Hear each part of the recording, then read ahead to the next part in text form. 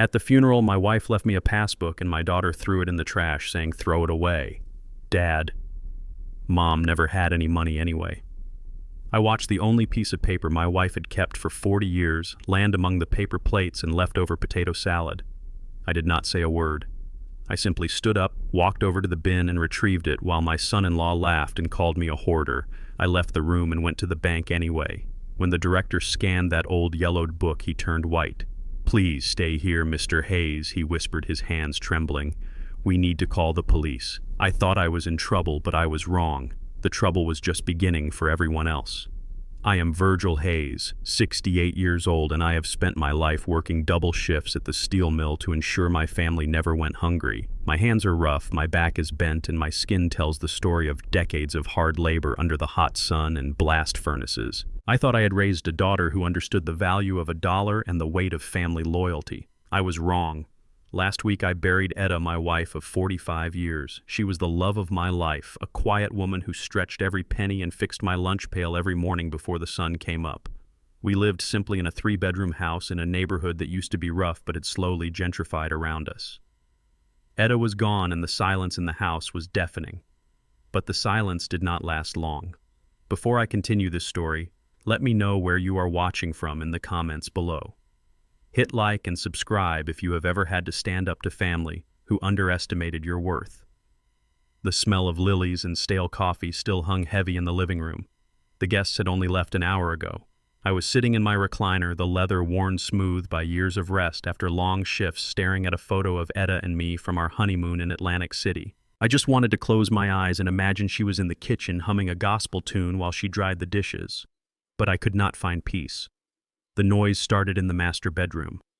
It was the sound of drawers being ripped open and hangers being shoved aside. It sounded like a robbery, but it was not thieves. It was Kendra, my only daughter, and her husband, Derek. Kendra had arrived at the funeral in a black designer dress that cost more than my first car. She did not cry during the service. She spent the entire time checking her phone and whispering to Derek. Derek is a real estate agent who drives a leased BMW and smiles with too many teeth. He has never looked me in the eye man to man. He looks at me like I am the help. Now, in the house that Etta and I had paid off 10 years ago, they were moving through the rooms like a swarm of locusts. I stood up, my knees popping, and walked to the bedroom door. Kendra was pulling Etta's Sunday hats out of the closet and tossing them onto the floor. Derek was knocking on the walls, checking for hollow spots, maybe looking for a wall safe. "What are you doing?" I asked, my voice sounding raspy and weak even to my own ears. "Etta has not been gone 6 hours." Kendra did not even look at me. She kept rifling through the jewelry box, dumping Etta's costume pearls onto the bedspread. "We are just looking for the insurance papers, Dad," she said, her voice clipped and impatient, "and checking to see if Mom hid any cash. You know how old people are stashing money in mattresses. We need to know what we are working with here." I felt a heat rise up the back of my neck.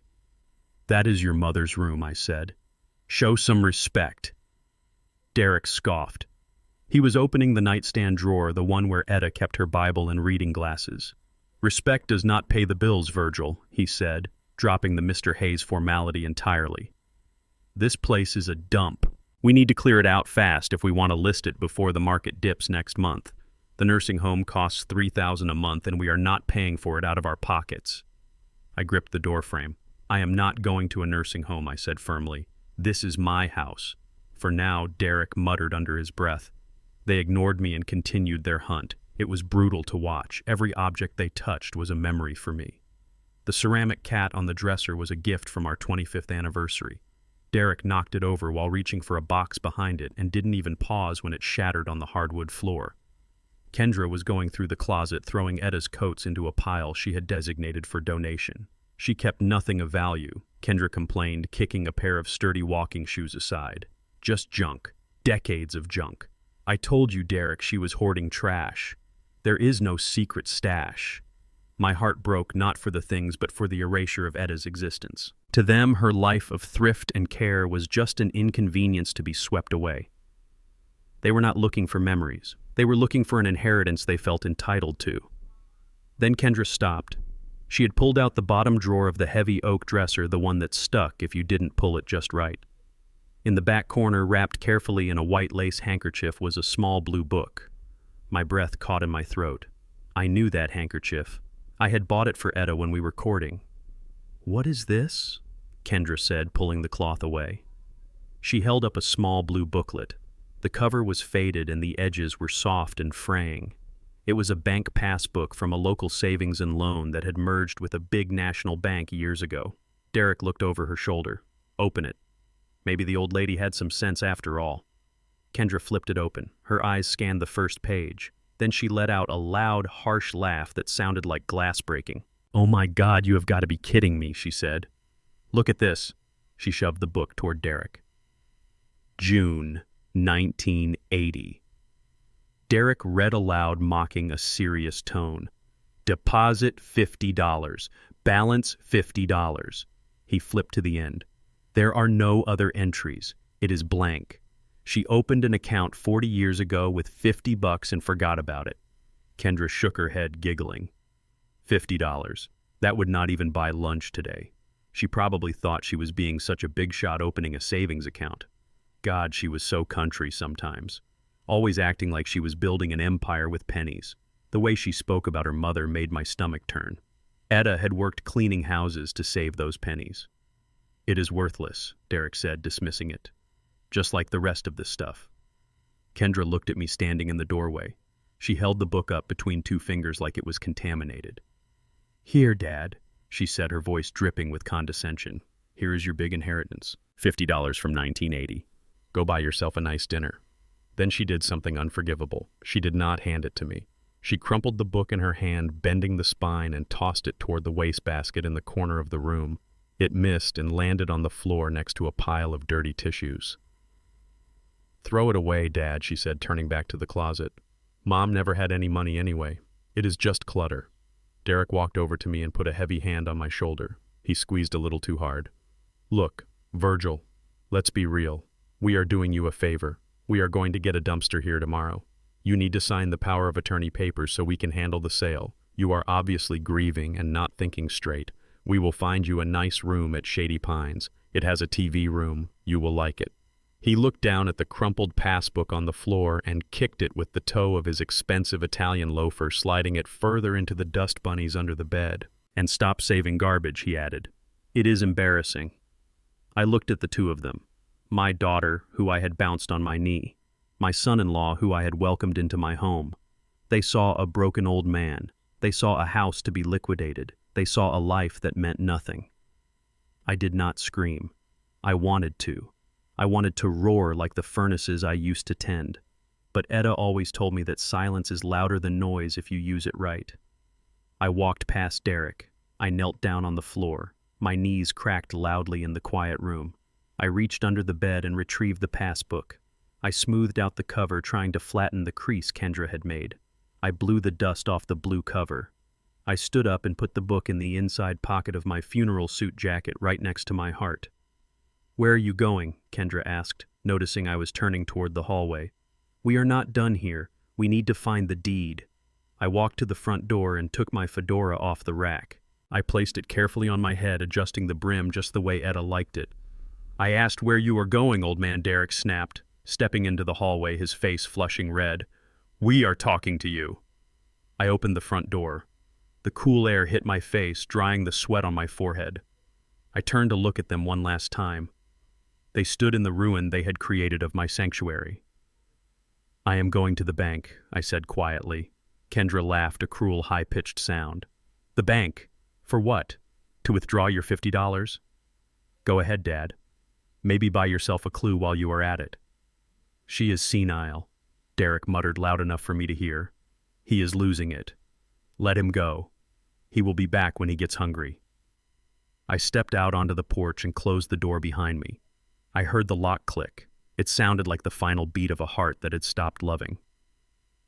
I walked down the steps past the weeds Derek had complained about and onto the sidewalk. I did not look back. I clutched the book in my pocket. I did not know what was in it, really. Maybe they were right. Maybe it was just $50. But it was Etta's $50. And that made it worth more than their souls. I started walking toward downtown, not knowing that the little blue book against my chest was about to bring the whole world crashing down on their heads. The automatic glass doors of the First National Bank slid open with a soft hiss, and a blast of air conditioning hit my face. It felt cold against the sweat that had gathered on my forehead during the walk from my house. I stepped onto the polished marble floor and immediately felt like an intruder. My funeral suit was wrinkled, and there was dust on the knees of my trousers from where I had knelt on the floor to retrieve the passbook. I probably looked like a man who had slept on a park bench. The bank was silent except for the low hum of computers and the soft tapping of keyboards. Everyone looked clean. Everyone looked rich. I clutched the small blue book in my pocket tighter, my hand sweating against the worn paper. I pulled a ticket from the machine and waited. When my number was called, I walked up to window number 4. Behind the glass sat a young man with slicked back hair and a suit that was too tight. His name tag read, Justin. He was typing on his phone and didn't even look up when I approached the counter. I cleared my throat. "Excuse me, young man," I said. Justin looked up slowly. His eyes scanned me from my scuffed shoes to my old fedora. He did not smile. He let out a small sigh as if my presence was a personal inconvenience to his day. "Can I help you, sir?" he asked. But the word "sir" sounded more like an insult the way he said it. He leaned back in his chair, crossing his arms. "If you are looking for the homeless shelter, it is 3 blocks down on 4th Street. We do not have public restrooms here." I felt a flash of shame burn my cheeks. I was a deacon at my church. I had worked 40 years at the steel mill. I owned my home. But to this boy, I was just a nuisance. "I am not homeless," I said, keeping my voice steady, though my heart was pounding. "I want to check the balance on this account." I pulled the blue passbook from my pocket and slid it under the glass partition. The lace handkerchief I had wrapped it in caught on the metal tray. Justin looked at the book like it was a dead rat. He picked it up with 2 fingers. "A passbook," he said with a laugh. "We have not issued these in 20 years. This is probably closed. Look at the date, June 1980. He flipped it open and saw the $50 balance. He scoffed loud enough for the woman in the line behind me to hear. "Sir, this account has $50 in it from 40 years ago. With service fees and inactivity penalties, you probably owe us money. Just go home." I did not move. "My wife kept this book," I said firmly. "She kept it for a reason. Please just scan it." Justin rolled his eyes. "Fine," he said. He opened his computer terminal and began to type the account number from the top of the page. He typed it aggressively, hitting the keys hard. He was ready to tell me the account was dead so he could go back to his phone. He hit the enter key and waited for the rejection message. But the rejection message did not come. Instead, the screen in front of him blinked. Then it turned a bright, flashing red. A loud, piercing alarm began to ring from his computer terminal. It was not a normal beep. It was a security siren that cut through the quiet bank like a knife. Justin jumped back in his chair, his face turning pale. The screen was flashing words I could not see, but I saw the reflection of the red light in his glasses. "What is going on?" he stammered. He looked at me with fear in his eyes. "What did you give me? Is this stolen?" Suddenly, the atmosphere in the bank shifted. The security guard near the door put his hand on his holster and started walking toward me. Another guard came from the back. Customers were backing away, clutching their purses. I stood there frozen. My hands were shaking. I thought about what Kendra had said. Maybe Etta had done something wrong. Maybe she had stolen this book years ago. Maybe I was about to be arrested on the day of my wife's funeral. The alarm kept ringing. Justin was pressing buttons trying to stop it, but he was locked out. He pointed a trembling finger at me. "He is trying to hack the system," he shouted to the guard. "Arrest him." The guard grabbed my arm. "Sir, put your hands where I can see them," he barked. I tried to speak, but my throat was dry. "I just wanted to check the balance," I whispered. I did not do anything. The guard twisted my arm behind my back. I felt a sharp pain in my shoulder. Tears stung my eyes. This was it. I was going to jail because I trusted a piece of trash my daughter threw away. "Stop! Let him go immediately!" The voice boomed from the back of the bank. A heavy-set man in a gray suit came running out of the executive offices. It was Mr. Thornton, the bank director. I recognized him. He and Etta used to talk about gardening whenever we came in to cash my pension checks years ago. He looked terrified. His face was white as a sheet and he was sweating. He ran past the teller line and pushed the security guard away from me. "Do not touch him," Mr. Thornton yelled, his voice cracking. "Do you have any idea who this is?" He looked at Justin, who was still cowering behind the glass. Turn that alarm off. Override code Alpha 7, now. Justin fumbled with the keyboard and the siren finally stopped, leaving a ringing silence in the lobby. Mr. Thornton turned to me. He took my hand in both of his. His hands were shaking more than mine. "Mr. Hayes," he said, breathless, "I am so sorry. Please, come with me to the vault. We cannot talk out here. It is not safe. Not safe." The words echoed in my head. I followed him past the staring customers, past the terrified teller, and into the heavy steel door of the private offices. Mr. Thornton led me to a large conference room with a mahogany table. He poured me a glass of water, but he spilled half of it on the table, because he was trembling so much. "Mr. Hayes," he said, sitting down opposite me, "I need you to breathe. We have a situation." When that teller scanned the account number, it triggered a silent alert to the Federal Reserve and my private terminal. That is a level 1 account. I took a sip of water. My heart was starting to slow down, but my confusion was growing. "Level 1, I asked. "Does that mean I owe money? Is the $50 gone?" Mr. Thornton looked at me with a strange expression. It was a mix of pity and awe. $50, he whispered. Mr. Hayes, Etta did not just deposit $50. She was a genius, an absolute financial genius. He opened a file folder on the table. In 1982, Etta used that $50 to buy penny stocks in a small computer firm in California. She kept reinvesting the dividends. In 1990, she bought 10 acres of swampland on the east side of town for almost nothing. That land is now the Oakwood shopping mall. She leased it out. She never sold it. She put every cent of rent back into the market. High-risk, high-reward tech stocks. Pharmaceutical startups. She had an eye for value that Wall Street brokers would kill for. I sat back in my chair. Etta. My Etta who clipped coupons for detergent. My Etta who darned my socks so we would not have to buy new ones. How much, I asked. My voice was barely a whisper. Mr. Thornton took a deep breath. He turned his computer monitor around so I could see it. The number was so long it had 2 commas. As of this morning, with the interest compounded daily, the balance of the Etta Hayes Trust is $18,400,000.62. The room spun. I grabbed the edge of the table to keep from falling off my chair. 18 million. We had eaten beans and rice for dinner 3 nights a week. We drove a car with a broken heater for 5 years. She had $18 million, and she never said a word. Why, I asked, tears streaming down my face. Why did she let us live like we were poor? Mr. Thornton pulled a sealed envelope from the file. Because of this, he said, "This is the trust agreement Etta signed 10 years ago. It has a very specific activation clause. She told me that she knew you. She knew you were a proud man who wanted to provide for his family with your own hands. She did not want the money to make you lazy or make you feel small, but she also knew your children." He slid the document toward me. The clause states that these funds are to remain frozen in secret until 2 conditions are met. First, Etta Hayes must be deceased. Second, Virgil Hayes must present the original passbook to the bank in a state of distress, indicating that he has been abandoned or mistreated by his beneficiaries. Mr. Thornton looked me in the eye. She told me once that if Kendra ever found this book and she loved you, she would frame it or keep it safe.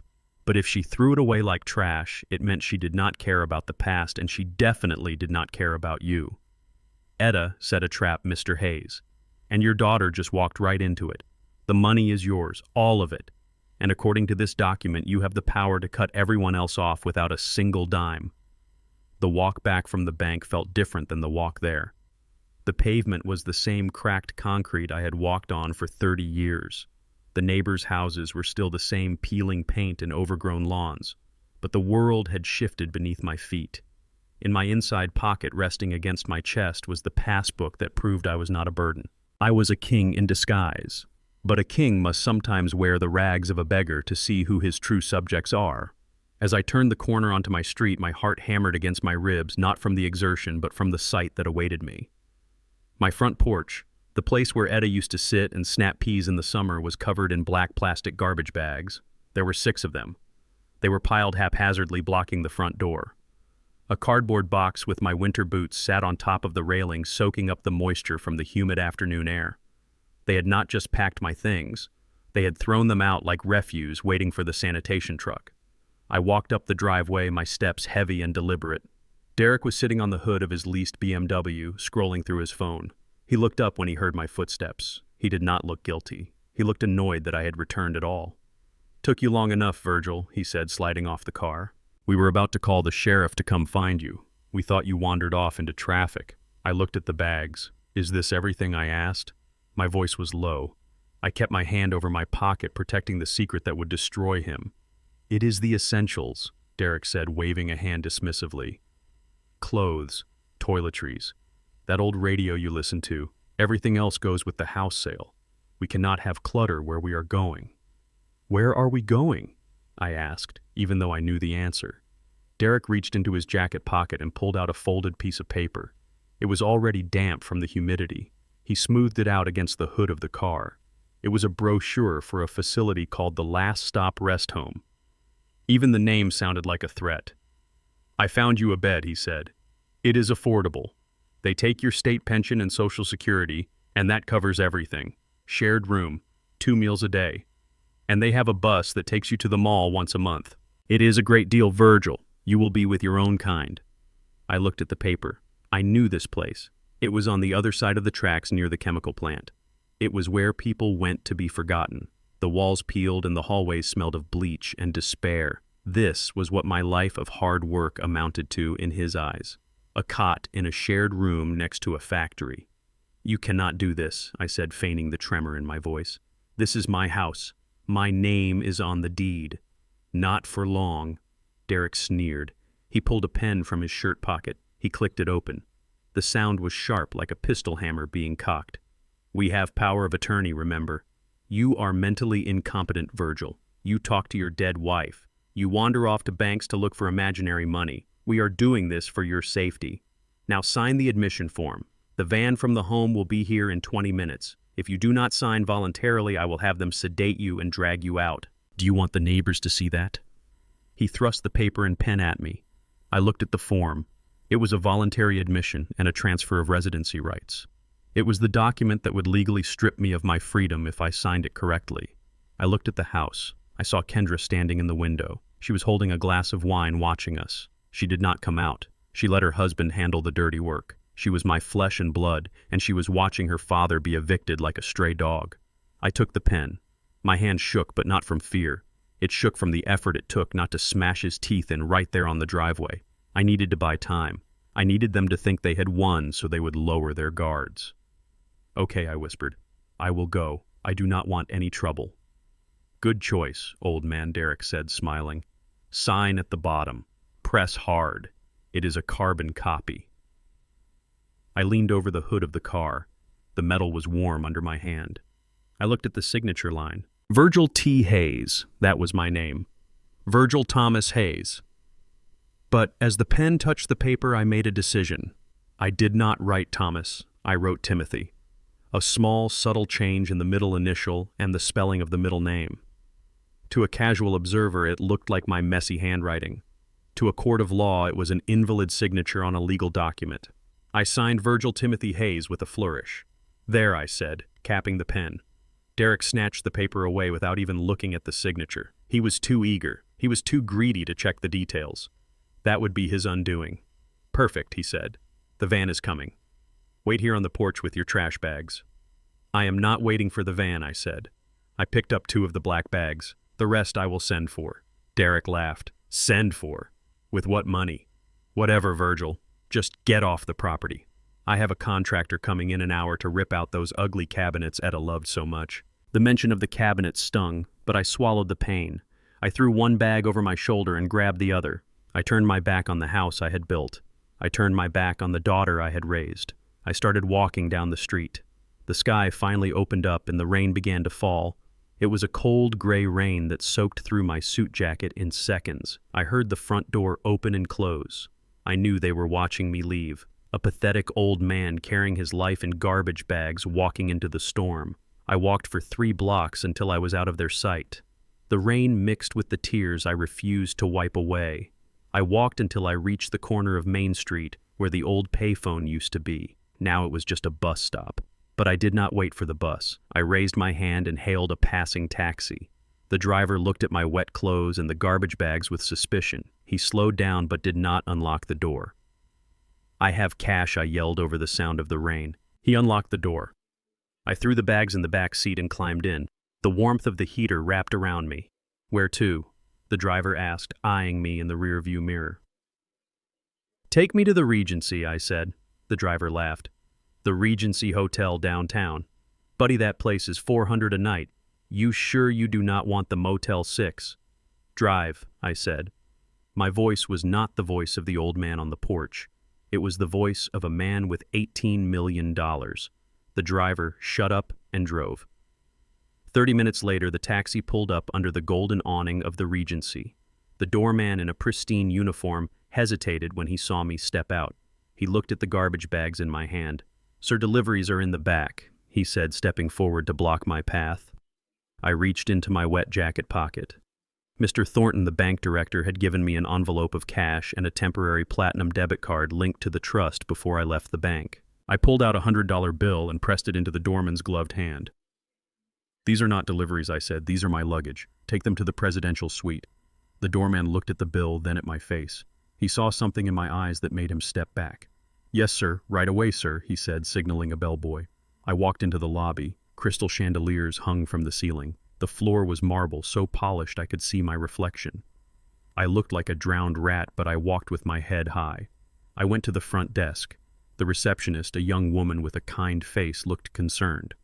"Sir, are you okay?" she asked. "Do you need medical assistance?" "I need a room," I said.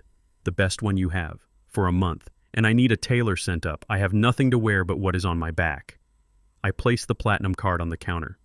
The woman picked it up. She typed something into her computer. Her eyes went wide. She looked at me with new respect. "Of course, Mr. Hayes. We have the executive suite available on the top floor. It has a view of the entire city. I will have room service bring up a hot meal, and I will call the tailor immediately." "Thank you," I said. "And one more thing. I need a secure phone line." Up in the room, I stripped off the wet funeral suit. I stood under the hot water of the massive marble shower, washing away the smell of the rain and the humiliation of the porch. I scrubbed until my skin was red. I was washing away the victim. I wrapped myself in a thick white robe that smelled of lavender. I sat on the edge of the king-sized bed. Outside the floor-to-ceiling windows, the city lights were flickering on. Somewhere down there in the dark, Derek and Kendra were celebrating their victory. They were probably drinking Etta's good wine. I picked up the heavy phone on the nightstand. I dialed the number Mr. Thornton had written down for me. It was the number of a private investigator named Vance. He was expensive and he was ruthless. "Vance Investigations," a gravelly voice answered. "This is Virgil Hayes," I said. "I was referred by Thornton. I need you to find out everything about my son-in-law, Derek. I need to know who he owes money to. I need to know why he is so desperate to sell my house that he would throw me out on the street." "I can do that," Vance said. "But it will cost you. Money is not an object," I said. "Just get me the dirt." I hung up. I ate the steak dinner room service brought me. It was the first time I had eaten steak in 5 years. Etta always said it was too expensive. I ate it slowly, savoring every bite. 2 hours later, the phone rang. It was Vance. "That was fast," I said. "It was easy," Vance replied. His voice sounded tight. "Mr. Hayes, you need to listen to me carefully. Your son-in-law is not just bad with money, he is in deep with the Albanian mob. He owes them $2 million from illegal gambling and a failed development deal. The deadline for payment is next week." I gripped the phone. $2 million. "Yeah," Vance continued. "And the word on the street is that if he does not pay, they are not going to break his legs. They are going to put him in a concrete foundation. That is why he needs to sell your house. It is his only asset. He already leveraged everything else."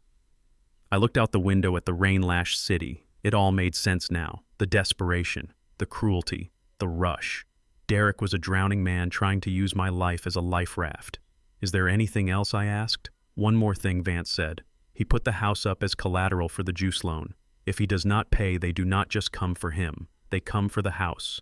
They come for the deed." I hung up the phone. A cold smile spread across my face. Derek had sold his soul to the devil, but he had forgotten one thing. The devil needs a signature to collect, and the signature he had on that admission form was worthless. And the signature he needed for the house deed was sitting in a 5-star hotel room backed by $18 million. Derek wanted a war. He wanted to play the big shot. Well, he was about to find out that the quiet steelworker he threw in the trash was the one holding the sledgehammer. And I was ready to swing, while I was sitting in the climate-controlled comfort of the presidential suite looking out at the rain that battered the city below. My son-in-law was walking into a nightmare of his own making. I know exactly what happened because Vance, my private investigator, had bugged Derek's phone and had a man sitting in the lobby of the title company. The report I received later that night was more satisfying than any meal I had ever eaten. Derek walked into the offices of Prestige Title at 2 in the afternoon. He was wearing his best suit, but he looked like a man walking to the gallows. Waiting for him in the conference room was not a nice young couple looking for a starter home. It was a man named Mr. S. Vance told me Mr. S. was a frontman for the Albanian syndicate that Derek had borrowed money from. He was a thick man with a neck like a bull, and he had brought a briefcase filled with $500,000 in cash. This was the down payment Derek needed to keep his kneecaps intact for another month. Derek sat down sweating even though the air conditioning was on full blast.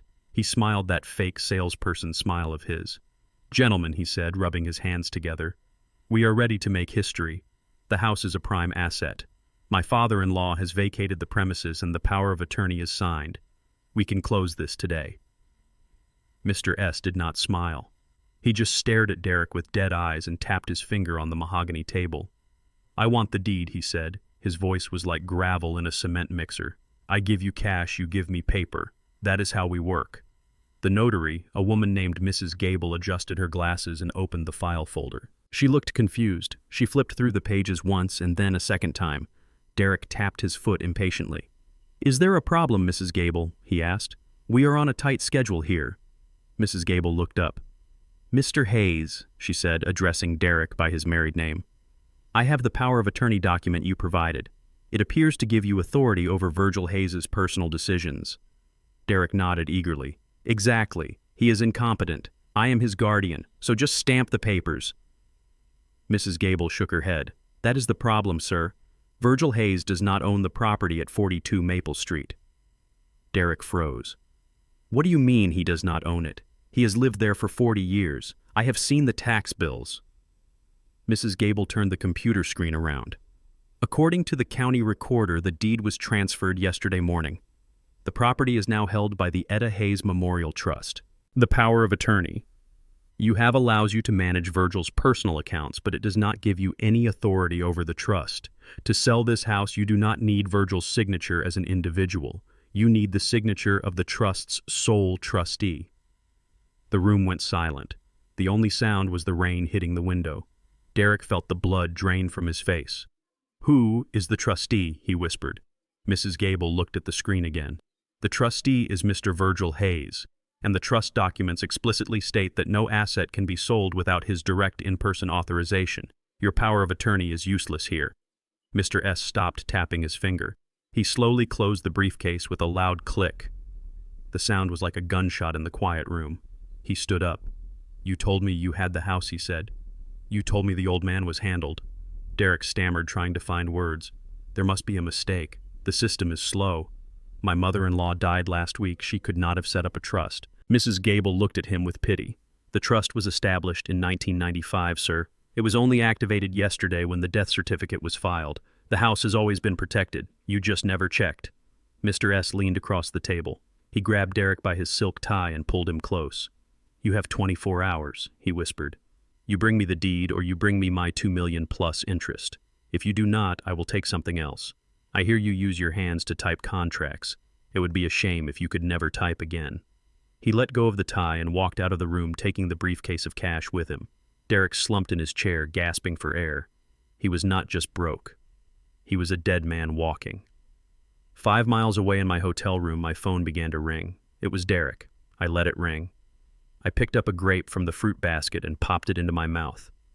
The phone rang again and again. Then a text message popped up. "Dad, where are you? We need to talk. It is urgent. Please pick up." I swiped the notification away and took a sip of iced tea. For the first time in my life, I held all the cards. Derek was panicking. He was realizing that the old man he had treated like garbage was actually the gatekeeper to his survival. He needed my signature. He needed me to sign over the trust. But he did not know about the trust yet, not really. He just knew he needed me. And he had no idea where I was. Back at the title company, Derek was trembling so hard he could barely hold his phone. He dialed Kendra. Pick up, he screamed at his voicemail. When she finally answered, she sounded annoyed. "What is it, Derek? I am at the spa. Did the sale go through?" Derek ran out of the building into the pouring rain. "No," he screamed. "The sale is dead. The old man screwed us. He put the house in a trust. We need him, Kendra. We need to find him right now or I am dead. Do you understand me?" Mr. S. gave me 24 hours. Kendra went silent. "But we kicked him out," she said, her voice losing its arrogance. "We sent him to the shelter or something. We do not even know where he is." Derek got into his car, slamming the door. "I do not care. We have to find him. Get in the car. We are going hunting." The hunt began in the pouring rain. Derek picked up Kendra and they drove to the address on the brochure he had thrown at me. The last stop, rest home. It was a grim building with barred windows and peeling paint. They ran inside, demanding to see Virgil Hayes. The nurse at the desk looked at them like they were crazy. "We have no admission for a Virgil Hayes," she said, chewing gum. "We had a reservation, but he never showed up." Kendra stomped her foot. "He has to be here. He has nowhere else to go. He is an old man with no money." The nurse shrugged. "Maybe he is under a bridge. Look around outside." They drove through the neighborhoods they had spent their lives avoiding. They drove past the homeless encampments under the highway overpass. Derek slowed the BMW down, rolling down the window to shout at strangers. "Hey, have you seen a black man in a gray suit? About 70. Looks confused." The people on the street just stared at him or cursed him out. The rain was coming down harder, turning the streets into rivers of oil and mud. Inside the car, the tension was toxic. "You said he would just sign and leave," Kendra screamed at Derek. "You said you handled it. Now we are going to lose everything because you could not manage one stupid old man." Derek slammed his hand on the steering wheel. "Shut up, Kendra. Just shut up. If you had found that passbook sooner, we would have known about the trust. This is your fault, too. You treated him like dirt, so he hid things from us." They checked the bus station. They checked the soup kitchen. They even checked the park bench where the local drunks gathered. Nothing. Virgil Hayes had vanished. The sun began to set, casting long shadows over the wet city. Every minute that ticked by was a minute closer to Mr. S coming for Derek's fingers. They were driving in circles, their expensive car looking out of place in the poverty-stricken streets. "He is gone," Kendra whispered, staring out the window at the dark alleyways. "He is probably dead in a ditch somewhere. And he took the house with him." Derek pulled the car over to the curb. He put his head on the steering wheel and began to sob. It was the sound of a man who realized too late that he had thrown away the only life preserver he had. He did not cry for me. He cried for himself. He cried for his money. And up in the tower overlooking the city, I watched the rain fall and prepared for the next act. They thought I was lost, but I had never been more found. The game of hide-and-seek was over. Now it was time for the game of cat and mouse. And for the first time in 40 years, the mouse had claws. The morning sun bounced off the glass facade of Derek's real estate office like a spotlight on a stage. It was a stage I had built in my mind, and today was opening night. I stood across the street checking my reflection in a shop window. The man staring back at me was not the millionaire with a suite at the Regency. He was a ghost. I was wearing an old flannel shirt I had bought at a thrift store for $2. It was stained with coffee and smelled of mothballs. My pants were torn at the knee, and I had rubbed a little charcoal from a burnt cork on my cheek to look like I had been sleeping near a fire. I had not shaved in 3 days. To the world, I was just another piece of debris washed up by the economic tide. But under the collar of that filthy shirt was a tiny black button. It was not a button at all. It was a high-definition camera with a microphone that Vance, the private investigator, had pinned there an hour ago. I took a deep breath and shuffled across the street. I did not walk with my usual steady gait. I dragged my left leg, slightly mimicking an old injury, acting every bit the broken man they wanted me to be. I pushed open the heavy glass doors of the agency. The air inside smelled of expensive cologne and ambition. A receptionist with perfect teeth looked up and her smile vanished instantly. "Sir, you cannot be in here," she chirped, reaching for the phone. I ignored her. I saw them. Derek was in the main conference room. The walls were glass so I could see everything. He was sitting with 2 men in expensive suits. They looked like investors. Big money. Kendra was there too, standing by a flip chart pointing at graphs that probably promised returns they could never deliver. This was it. The perfect audience. I pushed open the conference room door. It swung wide with a loud thud. Everyone froze. Derek stopped mid-sentence, his hand hovering in the air. Kendra dropped her laser pointer. "Derek!" I wailed. My voice was loud, cracking with exaggerated desperation. "Derek, please, son, I am so hungry." Derek turned a shade of purple I had never seen before. He stood up, knocking his chair over. "Virgil," he hissed. "What are you doing here? Get out!" I stumbled forward, grabbing the edge of the mahogany table with my dirty hands, leaving a smudge on the polished surface. The two investors pulled back in their chairs, looking at me with disgust, and then at Derek with suspicion. They kicked me out of the shelter. "Derek," I cried, "I have not eaten in 2 days. Please, son, just $10. Just give me $10 for a sandwich. I know you have it. You sold my house. You must have $10 for your old dad." The room went deadly silent. The investors exchanged a look. One of them cleared his throat. "Is this your father, Derek?" the man asked. Derek tried to laugh, but it came out as a choke. "No, I mean yes, but he is unwell. He has dementia. He does not know what he is saying." "I am not crazy," I shouted, letting a tear run down my cheek. "I am just hungry. You took my pension checks, Derek. You took my home. Kendra, baby, please. Do you have $1? Just $1 for your daddy." Kendra looked like she wanted to vomit. She did not look at me with pity. She looked at me with pure, unadulterated hatred.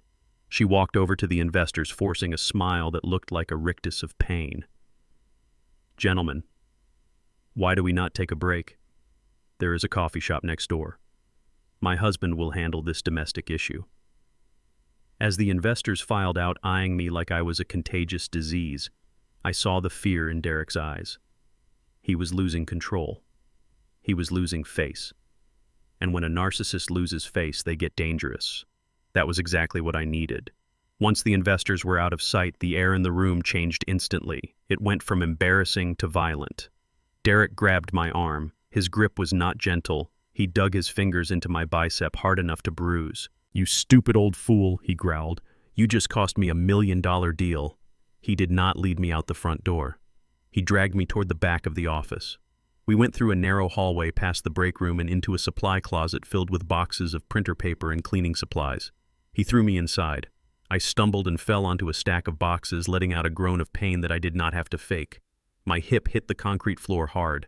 Derek kicked the door shut and locked it. The room was small, dim, and smelled of ozone and floor wax. He loomed over me, his face twisted into a mask of rage. He was sweating and his eyes were wild. "Where have you been?" he screamed. "We have been looking everywhere for you. Do you have any idea the trouble you have caused?" I sat up, rubbing my hip. I was scared I admitted that to myself. He was younger, stronger, and desperate. But I kept my chest angled toward him, making sure the camera lens had a clear view. "I just wanted to go home, Derek," I whimpered. "Why did you change the locks?" "Shut up," Derek yelled. He reached down and grabbed the lapels of my dirty flannel shirt, hauling me to my feet. He slammed me against the metal shelving unit. Cans of air freshener rattled and fell to the floor. "There is no home," he spat in my face. "The house is gone, or it will be as soon as you fix the mess you made." He reached into his jacket pocket and pulled out a crumpled document. It was a quitclaim deed transferring the trust assets to him. "You are going to sign this," he said, his voice dropping to a terrifying whisper. "You are going to sign this right now. You are going to sign over the trust, the house, and every cent you have hidden away. And if you do not, I swear to God, Virgil, I will make sure you end up in a state ward where they tie you to the bed and feed you through a tube." I looked over his shoulder. The door opened and Kendra slipped in. She did not look horrified. She did not rush to save me. She stood there, crossing her arms over her chest, looking at me with cold, dead eyes. "Just sign it, Dad," she said flatly. "Stop being dramatic, Kendra." I pleaded, looking directly at her. "He is hurting me. Look at him. He is hurting your father. He is doing what he has to do," Kendra said. Her voice was ice. "You ruined our lives, Dad, hiding that money, making us struggle while you sat on a fortune. You deserve this. You are selfish." "Selfish?" I asked. "I worked in a steel mill for 40 years to feed you." "And what do you have to show for it?" Kendra interrupted. "A dirty shirt and a bad attitude. Sign the paper. Dad, sign it, and we will give you the $10 you begged for. We will even buy you a bus ticket to Florida. But if you do not sign it..." She let the sentence hang in the air. Derek shook me again. His hand raised up and he slapped me across the face. It was a sharp, stinging blow that knocked my head to the side. My glasses flew off and skittered across the floor. "Sign it!" he screamed, raising his hand again. I tasted blood in my mouth. I had what I needed. The camera had seen the assault. The microphone had recorded the threat. The trap was sprung. "I cannot sign it," I wheezed. "My hands are shaking too much. I need to sit down. I need my glasses." Derek shoved me back down onto the boxes. He threw the paper and a pen at me. "You sit here," he said, breathing hard. "You sit here and you think about your future. We have to go smooth things over with the investors. When we come back, that paper better have your signature on it. Or I promise you the next time I hit you, I will not stop at a slap." Kendra looked at me one last time. There was no love in her eyes. There was only greed. "Sign it, Dad," she said. "Sign it and then go die somewhere quiet. We are done with you."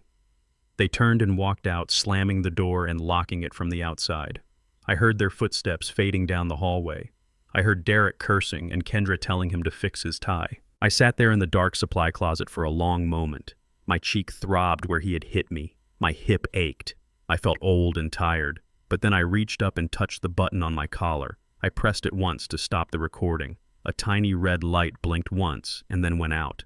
I stood up. I found my glasses on the floor. One lens was cracked, but I could still see.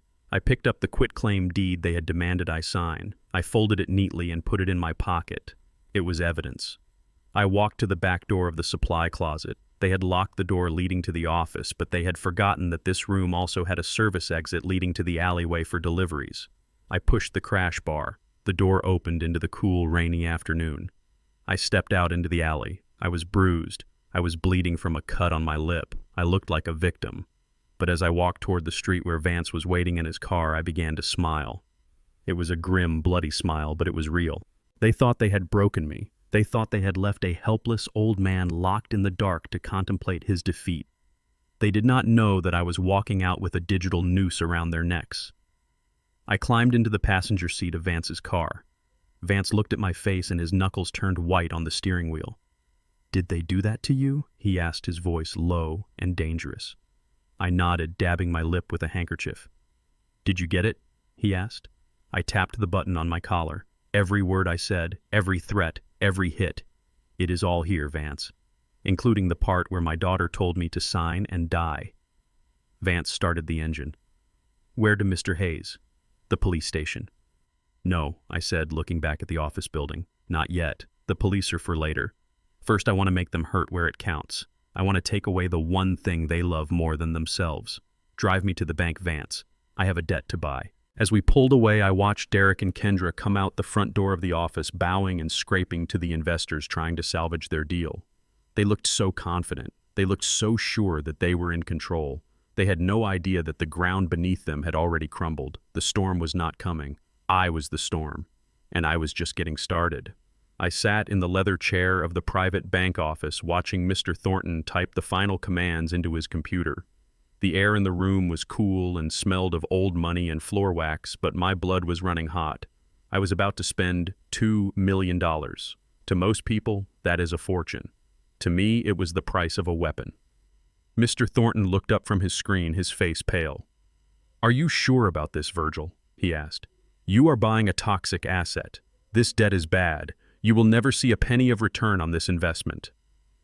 I leaned forward, resting my calloused hands on the polished mahogany table. "I am not looking for a return on investment, Mr. Thornton," I said. "I am looking for a return on justice. The men holding this debt are dangerous. If Derek does not pay, they will hurt him. I do not want him hurt physically. I want him broken mentally. I want him to feel the walls closing in on him not because of a threat of violence, but because of the weight of his own greed. Buy the debt. Buy it all. Every cent he owes the syndicate, and transfer the holding rights to that shell company we set up. VH Capital." Mr. Thornton pressed the enter key. The transaction was instantaneous. Somewhere in the city, a group of dangerous men received a wire transfer that settled their books, and they walked away happy. And somewhere else in the city, my son-in-law Derek was taking a breath of relief, thinking he had dodged a bullet. He had no idea that he had just stepped onto a landmine. Now I was his creditor. I owned his mortgage. I owned his car loans. I owned the shirt on his back. And unlike the syndicate, I was not interested in cash. I was interested in payment of a different kind. 2 hours later, Derek was sitting in his office trying to salvage the wreckage of his day. I know this because Vance had tapped into the office security system and I was watching the feed on a tablet in my hotel room. Derek looked terrible. His tie was loose, his hair was messy, and he was pouring a drink from a crystal decanter that he could no longer afford. His phone rang. It was not the ringtone assigned to his wife. It was the generic ring of an unknown number. He picked it up hesitantly. "Hello," Derek said, his voice shaking. "Mr. Derek Bishop," a voice on the other end said. "This is Mr. Stein from VH Capital. We are the new holders of your debt obligations previously managed by Mr. S. and his associates. We have acquired your entire portfolio." I watched Derek slump into his chair. He let out a laugh that sounded like a sob. "Oh, thank God," he said. "Thank God. Look, Mr. Stein, you guys are lifesavers. I was having some cash flow issues with the previous owners. They were very aggressive. I assume since you bought the debt, we can work out a new payment plan. Maybe interest only for 6 months until I close a big deal next week." I watched him lean back, putting his feet up on the desk, regaining his arrogance. He thought VH Capital was just another bank he could charm and manipulate. Mr. Stein did not laugh. His voice was cold and precise, just as I had instructed him to be. "I am afraid you misunderstand the situation, Mr. Bishop. We did not acquire this debt to restructure it. We acquired it to liquidate it. We have reviewed your financials and your credit standing. You are insolvent. We are calling the note due. Immediately." Derek dropped his feet from the desk. "What?" he stammered. "You cannot do that. That is $2 million. Nobody has that kind of cash sitting around. I need 30 days. You have 0 days," Mr. Stein replied. The terms of the original loan stated that upon transfer, the new holder reserves the right to demand full payment if the borrower is deemed high risk. You are high risk, Mr. Bishop. You have 24 hours to wire the full amount. If you fail to do so, we will begin immediate seizure of all collateral assets listed in the agreement. That includes your primary residence, your vehicles, and your wife's jewelry. Derek stood up screaming into the phone. "You cannot take my house. My wife is in that house. This is illegal. I will sue you." "You can try," Mr. Stein said calmly, "but our lawyers are already filing the paperwork. And Mr. Bishop, one more thing. We have frozen your credit lines effective immediately to prevent further loss. Have a nice day." The line went dead. I watched Derek smash his phone onto the desk. He paced the room like a caged animal. He did not know that the man destroying his life was the same man he had locked in a supply closet 3 hours ago. He grabbed his coat and ran out of the office. He was going to find Kendra. He was going to try and spend whatever money he had left before the freeze hit. That evening, I put on a fresh suit and took a taxi to Le Jardin, the most expensive French restaurant in the city. I did not go inside. I parked across the street and waited. Vance had told me that Derek and Kendra had a reservation there at 8 o'clock. It was their ritual. No matter how bad things got, they always went to dinner to be seen by the right people. They believed that looking rich was the same thing as being rich. I saw the black Porsche pull up to the valet stand. It was gleaming under the streetlights. Derek threw the keys to the valet with a dismissive wave. Kendra stepped out wearing a red dress that was too tight and diamonds that I now owned. They walked into the restaurant, heads held high, pretending they were the kings of the city. They were eating steak and lobster on credit that no longer existed. I waited. 30 minutes passed. Then I saw the tow truck turn the corner. It was not a normal tow truck. It was a heavy-duty flatbed with flashing yellow lights. It pulled up right in front of the restaurant entrance, blocking the view of the patio. 2 large men in jumpsuits jumped out. They did not talk to the valet. They walked straight to the Porsche. The valet tried to stop them, waving his arms, but one of the men showed him a clipboard with a repossession order. The valet backed off. He knew better than to argue with the repo men. Inside the restaurant, the scene was unfolding just as I had planned. I could see through the large bay windows. The manager walked up to Derek's table. He was holding a credit card machine. He whispered something to Derek. Derek laughed and handed him another card. The manager swiped it. He shook his head. Derek's face went red. He pulled out another card, then another. He emptied his wallet onto the white tablecloth. Every single card was declined. The kill switch from VH Capital had propagated through the banking system. At that moment, the sound of the tow truck winch whirring into action cut through the ambient noise of the street. It was a loud, grinding, mechanical sound. Guests inside the restaurant turned to look out the window. Derek looked too. He saw his beloved Porsche being hoisted into the air at a 45-degree angle. It hung there like a dead fish on a hook. Derek jumped up, knocking his chair over. He ran toward the door with a napkin still tucked into his shirt collar. Kendra followed him, stumbling in her high heels. They burst out onto the sidewalk. "Stop!" Derek screamed, running toward the truck. "What are you doing? That is my car. Put it down." The driver did not even look at him. He was securing the chains around the axle. "Repossession order," he grunted. "Payments are in default. Step back, sir, or I will call the police." "Default," Derek yelled. "I paid the lease this month. This is a mistake." "Do you know who I am?" The driver looked at him. "Yeah, I know who you are. You are the guy losing his car. Now step back." A crowd had gathered. People leaving the restaurant were watching. Passers-by were taking videos with their phones. Kendra stood on the sidewalk, covering her face with her hands. This was her worst nightmare. Not poverty, but embarrassment. "Hey, look over there," someone in the crowd shouted. "They are taking the other one too." Derek spun around. A second tow truck had pulled up behind the first one. It was hooking up Kendra's white Mercedes convertible. "No," Kendra shrieked. "Not my car. Derek, do something." Derek stood there helpless in the middle of the street. He looked from the Porsche to the Mercedes and then back at the restaurant where the manager was standing in the doorway holding the unpaid bill and looking ready to call the cops for theft of services. I rolled down the window of the taxi just an inch. I watched my son-in-law, who had called me a beggar, standing on the curb with nothing. He had no car to drive away in. He had no money to pay for his dinner. He had no dignity left to protect. I tapped the driver on the shoulder. "Take me back to the hotel," I said. As we drove away, I did not feel joy. Revenge is not joyful. It is heavy, but it is necessary. I was stripping them down layer by layer. First the pride, then the toys. Next would be the shelter. I was teaching them the lesson Etta had tried to teach them for years. You cannot build a life on a foundation of lies. And when the foundation cracks, the whole house comes down. Tonight, the roof had just blown off, and the storm was still raging. The chandeliers of the Grand Metropolitan Hotel shimmered like frozen fireworks above the heads of the city's elite. I stood in the shadows of the mezzanine level, leaning against a marble pillar and looking down at the entrance. I was wearing a tuxedo that cost more than the house I grew up in.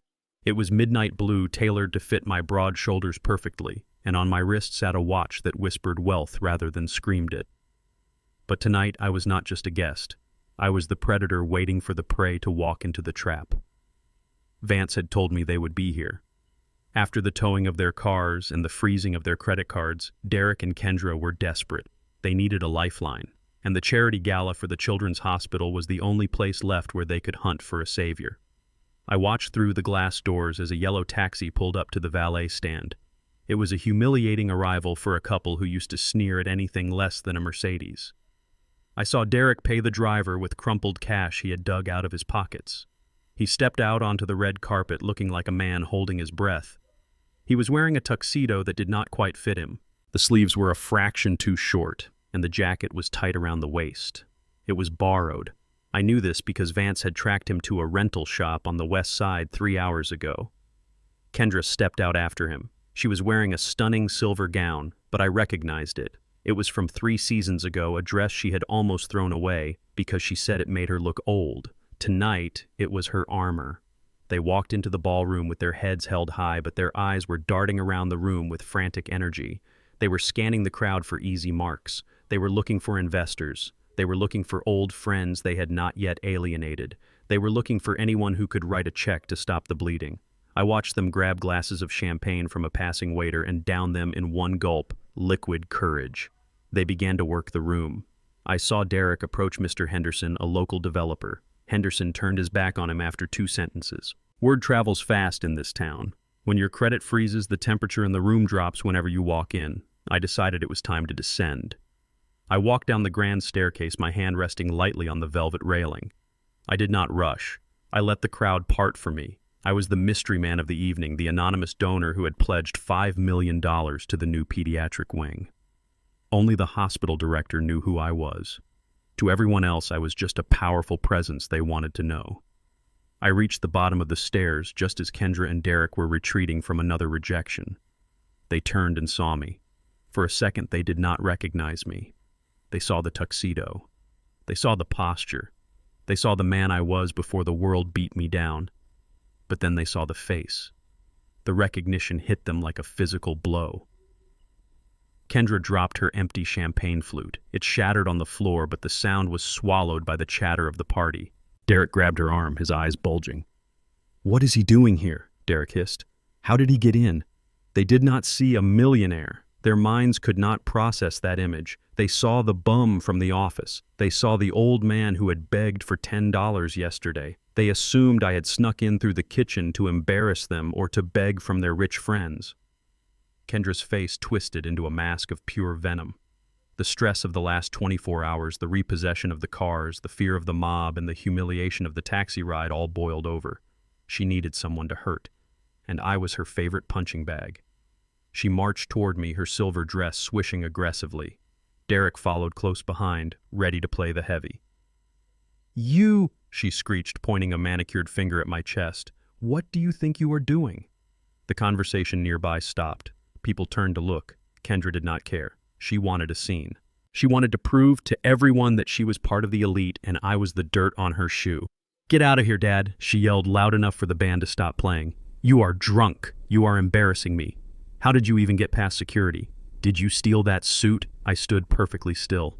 I looked at her with a calmness that infuriated her. "Hello, Kendra," I said softly. "You look lovely tonight."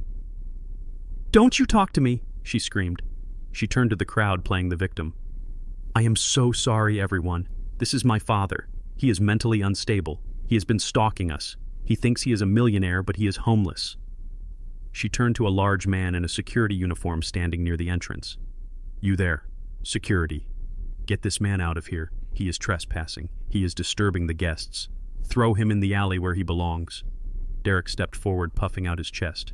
"Yeah, get him out. He is dangerous. He threatened us. Remove him now or we will sue this hotel." The room was deadly silent. 300 of the city's wealthiest people were watching. This was the moment Kendra had been waiting for. The moment she could exert her power and cast me out. She stood there pointing at the door, a triumphant sneer on her lips. The head of security, a man named Marcus, walked over. He was 6 feet 4 inches of muscle. He looked at Kendra. He looked at Derek. Then he looked at me. He did not reach for his radio. He did not grab my arm. Marcus bowed. It was a deep, respectful bow from the waist. "Good evening, Mr. Chairman," Marcus said, his voice booming in the quiet hall. "Is there a problem here?" Kendra's jaw dropped. Derek looked like he had been slapped with a wet fish. Chairman Kendra whispered, "What are you talking about? He is a bum. Arrest him." Marcus straightened up and looked at Kendra with cold eyes.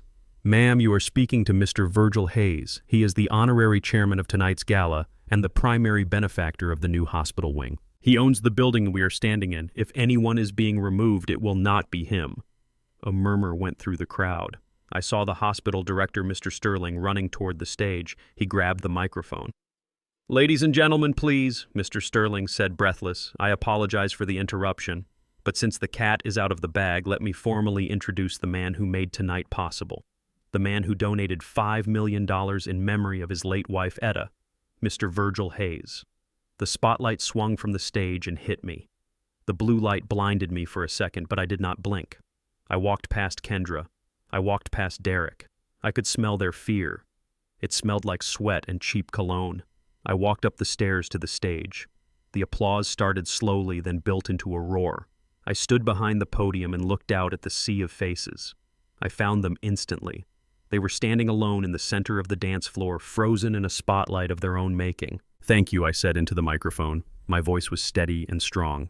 "I did not write a speech tonight. I just wanted to honor my wife, Etta. She was a woman who believed that true wealth is not what you wear or what you drive. True wealth is loyalty. True wealth is family." I paused and looked directly at Kendra. She was trembling. Tears of shock were running down her face, ruining her makeup. Sadly, I continued, my voice hardening just a fraction. "Some people forget that lesson. Some people think money is a license to treat others like garbage. They think they can throw away the past to buy a future. But I have learned a hard lesson this week. You cannot buy class, and you certainly cannot buy forgiveness." I saw Derek whisper something to Kendra. He was grabbing her hand, probably trying to figure out how to spin this, how to get a piece of the pie now that they knew the size of it. So I announced, "To ensure that my wife's legacy is protected, I have established a new rule for the Etta Hayes Trust. Not 1 penny of this money will ever go to anyone who has not shown the content of their character. Tonight we celebrate generosity. but we also celebrate justice. I raised my glass. To Etta. To Etta, the crowd roared back. I walked off the stage. I did not go to them. I went to the bar and ordered a sparkling water. I watched in the mirror behind the bar as Marcus, the security guard, tapped Derek on the shoulder. I could not hear what was said, but I saw the color drain from Derek's face. Marcus pointed to the door. They were being asked to leave, not because they were poor, but because they were unwanted. I took a sip of my water. It was cool and refreshing. The party was just getting started, but for Derek and Kendra, the music had stopped. They turned and walked the long walk of shame back to the entrance past the judging eyes of the people they wanted to impress. They walked out into the night where no Porsche waited for them, only the cold reality of a long walk home in borrowed shoes that pinched their feet. I walked out of the Grand Metropolitan Hotel and the cool night air felt clean against my skin. It was a stark contrast to the suffocating atmosphere of greed I had just left behind in the ballroom. The valet was bringing around the black town car I had hired for the evening. I stood on the curb, adjusting my cufflinks, feeling the weight of the night lift off my shoulders. But the silence did not last long. Behind me, I heard the click-clack of high heels running frantically on the pavement. It was a desperate, uneven sound. "Daddy, wait, please wait." It was Kendra. She ran past the doorman, her silver dress gathered in her hands, her makeup smeared across her cheeks like war paint that had lost the war. She did not look like the arrogant woman who had thrown my passbook in the trash. She looked like a frightened child who had broken a vase and was terrified of the punishment. She threw herself at me, grabbing my arm with a grip that was surprisingly strong. "Daddy, please, you have to listen to me," she sobbed, her breath coming in short gasps. "It was not me. I never wanted to treat you like that. It was Derek. He made me do it. He brainwashed me, Daddy. He told me you were sick. He told me you needed help. I was just trying to protect you." I looked down at her. Her eyes were wide and pleading, but behind the tears I saw the calculation. She was not sorry for what she had done. She was sorry she had bet on the wrong horse. She saw the town car. She saw the tuxedo. She saw the power I now held, and she wanted back in. Derek walked up behind her. He was out of breath, his rental tuxedo looking even tighter than before. He looked from Kendra to me, trying to gauge the situation. When he heard Kendra throw him under the bus, his face twisted in shock. "Kendra, what are you talking about?" he stammered. "You were the one who wanted to sell the house. You were the one who threw the book away." "Shut up, Derek," Kendra screamed, spinning around to face him. "You ruined everything. You and your gambling debts. You dragged me down with you.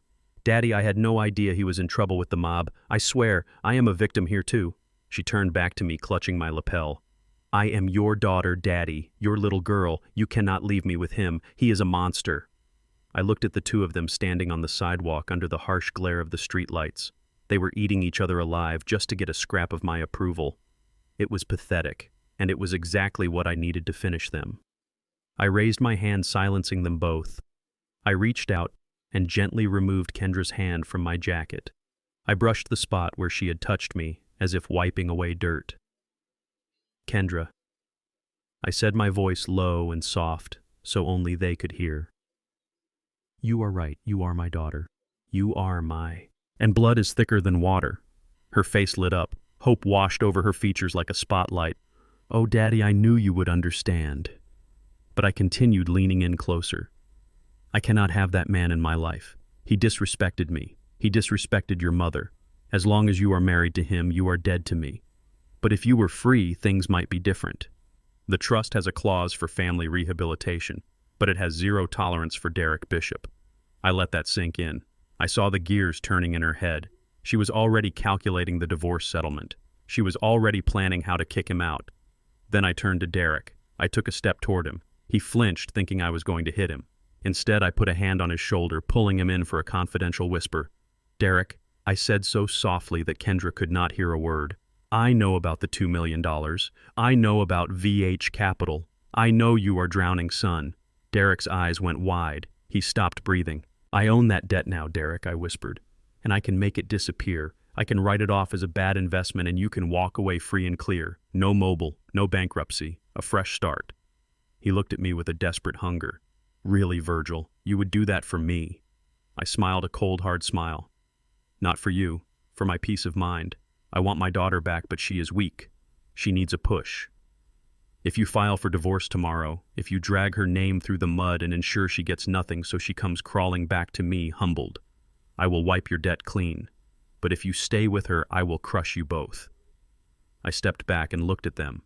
They were standing 2 feet apart, but they were already miles away from each other. They looked at me, and then they looked at each other. The air between them crackled with suspicion and greed. "Think about it," I said. I got into the back of the town car. The driver closed the door, shutting out the noise of the city.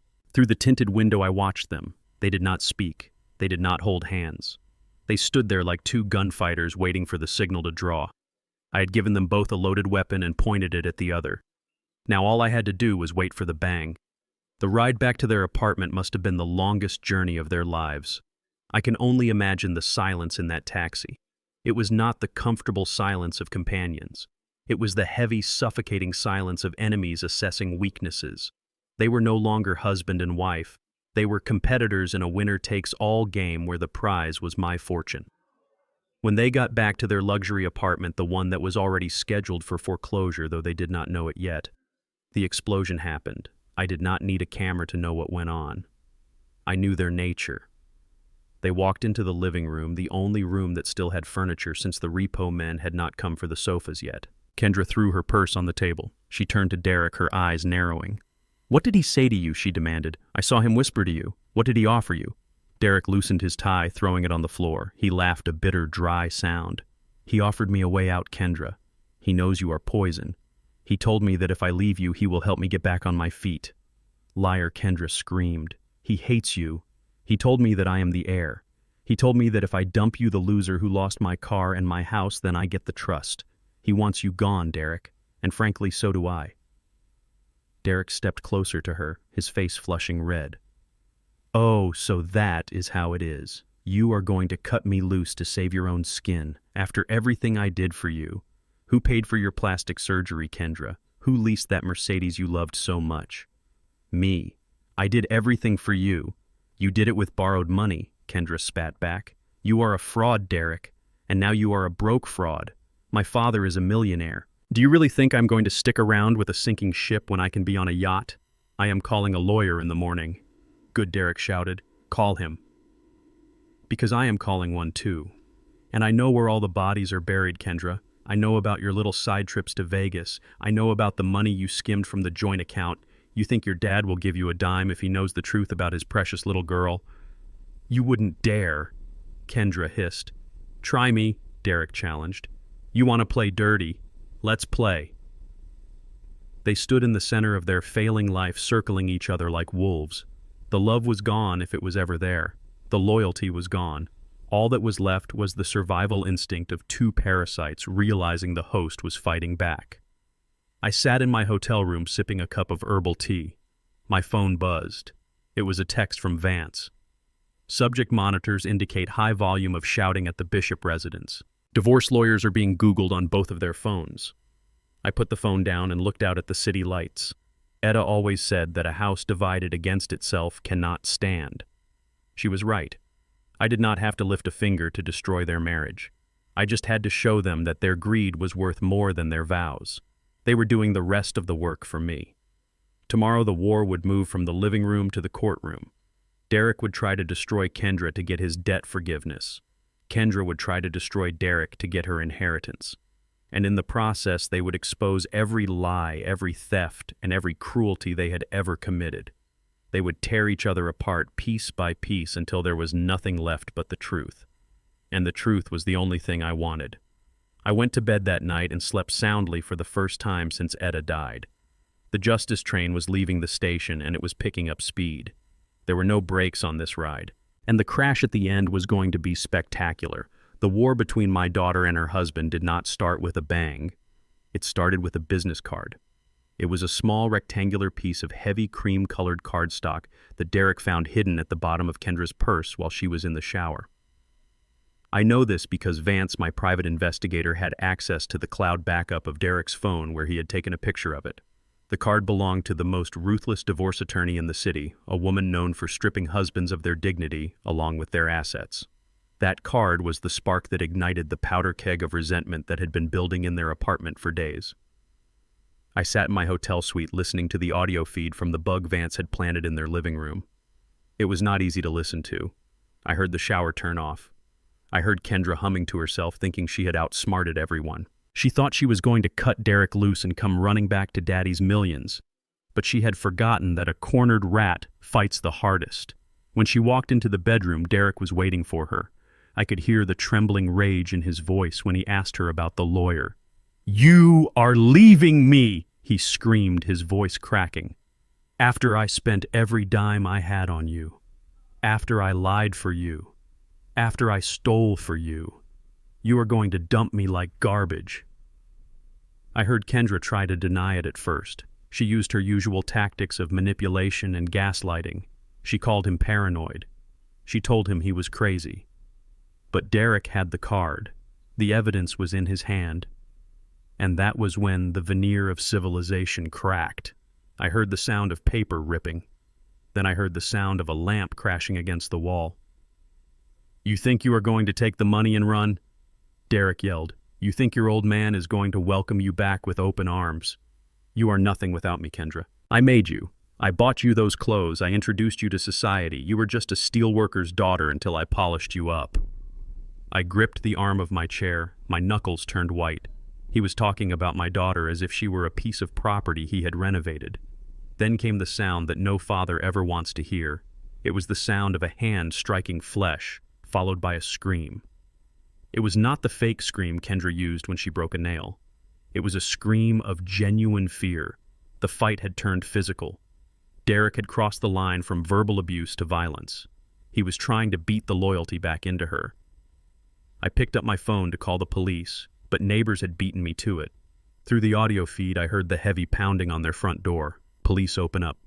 The chaos that followed was a symphony of destruction. I heard the door being kicked in. I heard officers shouting commands. I heard Derek screaming that it was a misunderstanding that she fell, that she was hysterical.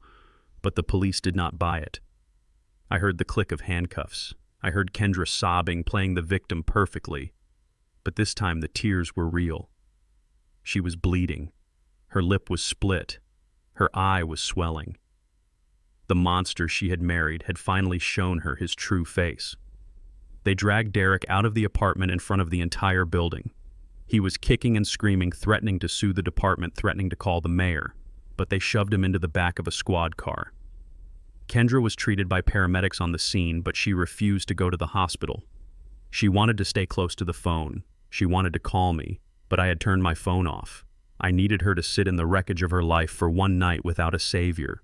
I needed her to realize that money could not buy safety and that her choices had consequences that a check could not fix. Derek was released on bail the next morning. I knew he would be. He used the last limit on a hidden emergency credit card to pay a bondsman. He was desperate. He was homeless since a restraining order now barred him from the apartment. He was facing assault charges. He was facing the mob debt. And he knew that his wife had turned on him. He had nothing left to lose, and a man with nothing to lose is a dangerous man. I was eating breakfast in my suite when the phone rang. It was not Vance. It was an unknown number. I knew who it was. I swiped the screen and put the phone to my ear. I did not say hello. I just listened. Virgil, the voice on the other end, was slurred. It sounded like whiskey and panic. "It is your favorite son-in-law."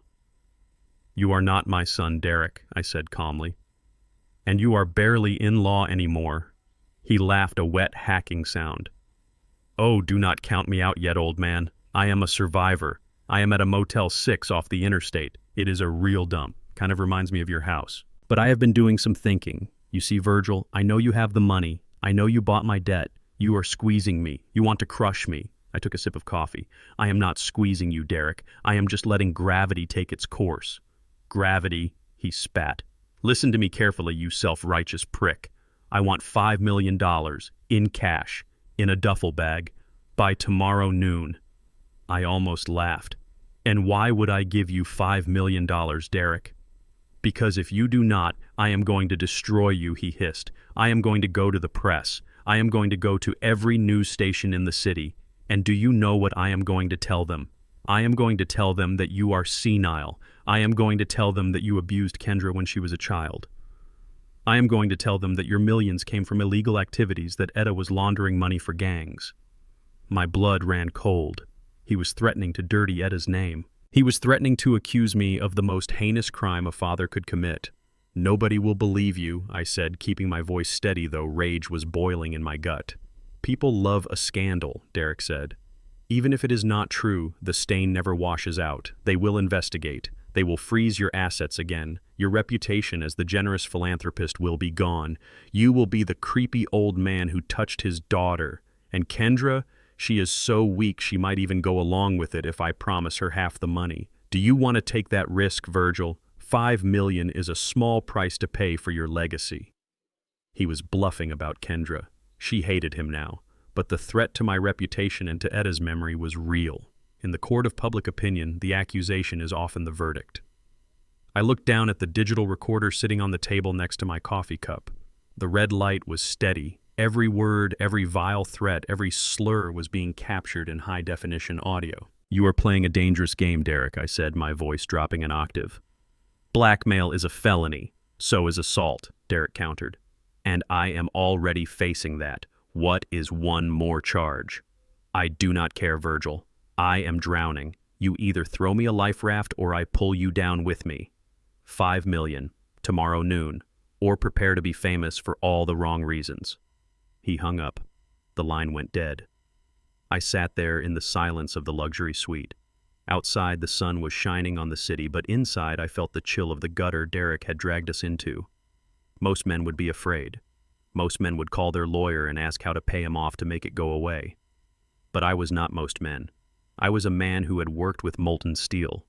I knew that to shape something you had to apply heat and pressure until it broke or bent to your will. I pressed the stop button on the recorder. I saved the file. I named it The Coffin Nail. I could have sent this to the police immediately. It was enough to revoke his bail and send him back to jail for extortion. But I did not. Not yet. Jail was too easy for Derek. He needed to be exposed publicly. He needed to be destroyed in a way that left no doubt who he was. He wanted to play the legal game. He wanted to use the court of public opinion. Fine.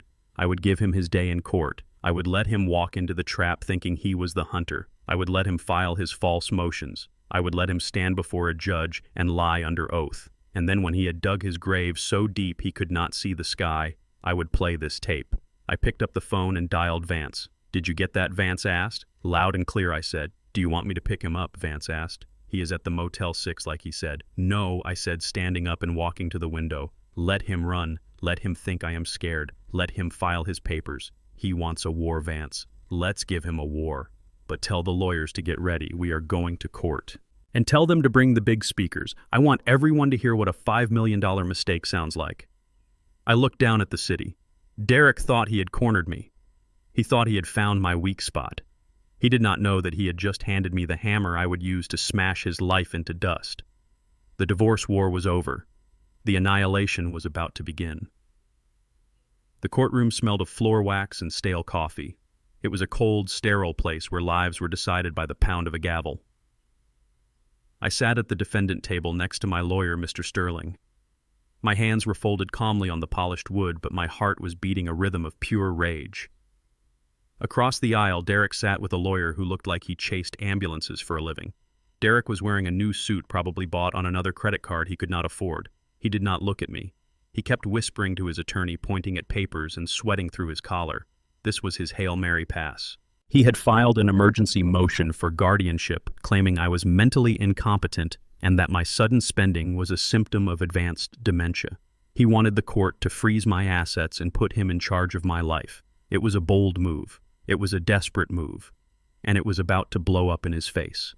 The judge, a stern woman named Judge Walters, with glasses perched on the end of her nose, looked over the filings. She did not look impressed. "Mr. Bishop," she said, looking at Derek, "you are claiming that your father-in-law is a danger to himself and others. That is a serious accusation. You have the burden of proof." Derek stood up. He buttoned his jacket, trying to look like the successful businessman he pretended to be. "Your Honor," he said, his voice trembling slightly, "it breaks my heart to do this. Virgil has been like a father to me, but since his wife died, he has snapped. He wanders the streets in dirty clothes. He begs strangers for money. He spends millions on frivolous things. We just want to protect him. We want to make sure his legacy is safe. I watched him lie. He was good at it. He had practiced that sad, concerned tone in the mirror. To support our claim, Derek continued. We would like to call Dr. Aris to the stand. He has reviewed Mr. Hayes' medical history and observed his behavior. Dr. Aris walked to the stand. I had never seen this man in my life. He was a small, nervous man with shifty eyes. He took the oath, but I could see his fingers crossed behind his back, figuratively speaking. Dr. Aris, Derek's lawyer, asked, In your professional opinion, what is Mr. Hayes' condition? The doctor cleared his throat. Based on the reports provided by the family and my observation of the subject today, I believe he is suffering from rapid onset frontal lobe dementia. The erratic spending, the delusions of grandeur, the paranoia, it is all textbook. He needs 24-hour supervision, preferably in a facility controlled by his next of kin. I looked at Derek. He was smirking. He thought he had won. He thought that because he had paid a doctor $5,000 to lie, the judge would hand him the keys to the kingdom. He forgot that I was not just an old man anymore. I was an old man with the best legal team money could buy. Mr. Sterling. My lawyer stood up. He did not look worried. He looked like a shark smelling blood in the water. Your Honor, Mr. Sterling said, we would like to present a rebuttal. We do not have a paid opinion. We have facts, and we have evidence that Mr. Bishop's concern is not for his father-in-law's health, but for his bank account. The judge nodded. Proceed, counselor. Mr. Sterling walked to the center of the room. First, Your Honor, regarding the claim that Mr. Hayes is delusional about his wealth, I present to the court the certified audit of the Etta Hayes Trust. The $18 million is real. The spending is within his rights as the sole beneficiary. He slapped a thick binder on the judge's bench. Second, regarding the claim that Mr. Hayes is paranoid. We argue that his paranoia is actually a justified reaction to a very real threat. A threat named Derek Bishop. Derek's lawyer jumped up. Objection, Your Honor. This is character assassination. Overruled, the judge said, leaning forward. I want to hear this. Mr. Sterling turned to the bailiff. Please play Exhibit A. A large monitor on the wall flickered to life. The courtroom lights dimmed. The screen showed a grainy but clear video. It was the footage from the button camera I had worn in the supply closet. The sound was crisp. Everyone in the courtroom heard Derek's voice screaming, Where have you been, you stupid old fool? Then came the sound of the slap. It echoed off the courtroom walls like a gunshot. The video showed me falling into the boxes. It showed Derek looming over me, his face twisted in rage. You are going to sign this right now. You are going to sign over the trust, the house, and every cent you have. The courtroom went deadly silent. I looked at the jury box, even though there was no jury today, just court staff. Their mouths were open. I looked at Derek. His smirk was gone. His face had turned a sickly shade of gray. He was gripping the table so hard his knuckles were white. The video continued. It played the part where Kendra walked in. Sign it, Dad. Sign it, and then go die somewhere quiet. Mr. Sterling paused the video right on Derek's raised fist. Your Honor. Mr. Sterling said, his voice cutting through the silence. Does this look like a loving son trying to protect a senile father?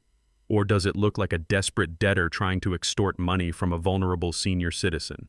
Derek's lawyer was frantically whispering to him, trying to find a way out. But Mr. Sterling was not done. We have one more piece of evidence, Your Honor. It speaks to the character of the plaintiff. Mr. Sterling pulled a plastic evidence bag from his briefcase. Inside was the old blue passbook that Kendra had thrown in the trash. He pulled out a small yellowed piece of paper that had been tucked inside the back cover. This is a note written by the late Etta Hayes dated 2 years ago. She anticipated this day. Mr. Sterling adjusted his glasses and read aloud. If anyone is reading this, it means I am gone. And if my husband Virgil is holding this book, it means my daughter and her husband have tried to take advantage of him. I want it known that Derek Bishop is a man of low character. He has stolen from our retirement jar. He has lied about his business. I fear for Virgil's safety when I am not there to protect him. Please do not let him take the house. I felt a tear slide down my cheek. Etta. Even from the grave she was protecting me. She had seen through Derek years ago when I was too blind to see it. The judge took the note. She read it silently. Then she looked up at Derek. Her eyes were not just cold, they were furious. Mr. Bishop, stand up, she ordered. Derek stood up. His legs were shaking so bad his chair rattled against the floor. "I have seen enough," the judge said. Her voice was quiet, but it carried the weight of a sledgehammer. "You came into my courtroom and wasted the court's time. You perjured yourself. You suborned perjury from this so-called doctor." She pointed at Dr. Aris, who was trying to sneak out the back door. "Bailiff, detain that man. I want his medical license reviewed by the state board by the end of the day." Dr. Aris was grabbed by the bailiff. He started crying immediately, pointing at Derek. "He paid me. He told me what to say. It was his idea." The judge turned back to Derek. "Mr. Bishop, I am dismissing your petition with prejudice. That means you can never file it again. Furthermore, I am forwarding the video evidence we just watched to the district attorney's office. That looked like assault, battery, and attempted extortion to me." Derek looked around the room. He looked for an exit. He looked for a friend. He found neither. "Your Honor," Derek stammered. "It was a misunderstanding. The video is out of context. We were role-playing. It was a therapy exercise." The judge banged her gavel so hard I thought the handle would break. "Silence," she roared. "You are a disgrace. Get out of my courtroom before I hold you in contempt and throw you in a cell right now. The police will be waiting for you outside." Derek did not wait to be told twice. He grabbed his briefcase, forgetting his coat. He pushed past his own lawyer. He ran down the aisle, his fancy shoes slipping on the polished floor. He looked like a rat fleeing a sinking ship. He burst through the double doors and into the hallway. I sat there and took a deep breath. The air in the courtroom didn't smell like floor wax anymore. It smelled like justice. Mr. Sterling put a hand on my shoulder. "We did it, Virgil. He is finished." I stood up, leaning on my cane. "Not yet," I said. "He is running, but he has nowhere to go. The mob wants his money. The police want his freedom, and I want his soul." I walked out of the courtroom slowly. I walked past the spot where Dr. Aris was being handcuffed. I walked out into the bright afternoon sun. I saw Derek running down the street toward his car, looking over his shoulder every few seconds. He was panicked. He was terrified. He was exactly where I wanted him. He was going to do something stupid now. Desperation makes men careless. And when he made his next move, I would be waiting. The legal battle was over. The physical battle was about to begin. I signaled for my car. "Follow him," I told the driver. "Do not let him out of your sight. Today ends with one of us standing, and it is not going to be him." I thought the war was over when I walked out of that courtroom. I thought the judge's gavel had ended the nightmare. But a cornered rat does not surrender. It bites. I was sitting in the back of my town car, watching the city pass by, feeling the first moment of peace I had known in weeks when my phone rang. It was Kendra. I expected her to be crying about the money or begging for forgiveness again. But when I answered, all I heard was a scream. It was a primal sound, a sound that tore through my heart like a serrated knife. "He took him, Dad," she shrieked. "He took Leo." My blood froze. Leo was my 7-year-old grandson. He was the only innocent thing in this entire mess. "Who took him?" I asked, my voice turning to ice. Derek, Kendra sobbed. "He picked him up from school 10 minutes ago. The school called me. They said his father came to get him for a dentist appointment." "But there is no appointment, Dad. He has him. And he just sent me a picture of a gun." Before I could speak, another call came through. It was an unknown number. I clicked over. "Hello, Virgil." It was Derek. His voice was not the slick, confident voice of the real estate agent anymore. It was high-pitched and trembling. It was the voice of a man who had looked into the abyss and decided to jump. "Where is the boy, Derek?" I said. "If you touch one hair on his head, I will kill you." Derek laughed. It was a jagged, broken sound. "You do not get to make threats anymore, old man. I have the leverage now. I am at the old plant. You know the place. Sector 4, the blast furnace. You bring the $5 million in cash. You come alone. If I see a cop, if I see a drone, if I see anyone but you, Leo goes over the edge. You have 30 minutes. The line went dead. Sector 4, the blast furnace. I knew that place better than I knew the lines on my own hand. I had spent 30 years of my life inside the belly of that steel mill. I knew every catwalk, every rusted bolt, every dark corner where a man could hide. Derek thought he had chosen a secluded spot to terrorize me. He did not realize he had just invited a shark into the ocean. I tapped on the partition. Driver stopped the car. "But sir," the driver said. "Get out," I ordered. "I need the car." I left the driver on the sidewalk with $1,000 in cash and jumped into the front seat. I did not call the police. Not yet. Sirens would panic Derek, and a panicked man with a gun makes mistakes that cost lives. I drove toward the industrial district, my foot heavy on the gas pedal. The city blurred past me. I was not a millionaire anymore. I was not a retiree. I was a grandfather, and I was going to war. The steel mill had been abandoned for 10 years. It loomed against the gray sky like the skeleton of a dead giant. The gates were chained shut, but I knew the service road around the back, the one the trucks used to take to dump slag. I drove the car through the rusted fence, tearing the paint, but I did not care. I killed the engine 100 yards from the main building and stepped out into the silence. The air smelled of wet rust and old oil. It was a smell that brought back 1,000 memories of sweat and labor. I walked into the main hangar. It was vast, a cathedral of industry where shafts of light cut through the gloom like lasers. I moved silently. My expensive dress shoes made no sound on the concrete floor. I was hunting. Virgil Derrick screamed. His voice echoed off the metal walls, bouncing around so you could not tell where it came from. I know you are here. Bring the money out. I crept up the metal stairs to the second-level catwalk. I looked down. In the center of the main floor, near the edge of the pit where we used to pour molten steel, Derrick was standing. He had one arm wrapped around Leo. In his other hand, he held a pistol. He was shaking so bad the gun was waving around like a conductor's baton. Leo was crying, his small body trembling against his father's legs. "I am here, Derrick," I shouted, my voice booming from the shadows. "But I do not have the money." Derrick spun around, looking up at the catwalks, trying to spot me in the darkness. "You are lying," he screamed. "You have millions. Bring it to me." I moved to the left, staying behind a massive steel pillar. "I did not bring the money, Derrick, because you are not leaving here with it. You are not leaving here at all." I saw him tighten his grip on Leo. Leo yelped. "Stop hiding!" Old man Derrick yelled. "Come down here, I shoot the kid. I swear I will do it. I have nothing left. You took everything from me. You took it from yourself," I said, moving again. I grabbed a heavy iron bolt from the floor. I threw it hard against the metal wall on the far right side of the hangar. Clang. Derrick spun toward the sound, firing a shot into the darkness. The gunshot was deafening. Leo screamed. While he was distracted, I moved faster. I knew the layout. I knew that the platform he was standing on had a weak grate. We had marked it for repair 10 years ago, right before the plant closed. It was covered by a metal sheet, but if you stepped on the edge, it would tip. I came down the service ladder behind him. I was on the ground floor now, only 20 feet away. I stepped out of the shadows. "Let the boy go." "Derrick," I said calmly. Derrick whipped around. His eyes were wide and bloodshot. He looked like a rabid animal. He pointed the gun at me. "Stay back," he shrieked. "I will kill you. I will kill both of you." "Leo, run to Grandpa," I said softly. Derrick pulled Leo back. "No, nobody is running. Give me the keys to the car. We are leaving." I took a step forward. "You are not thinking, Derrick.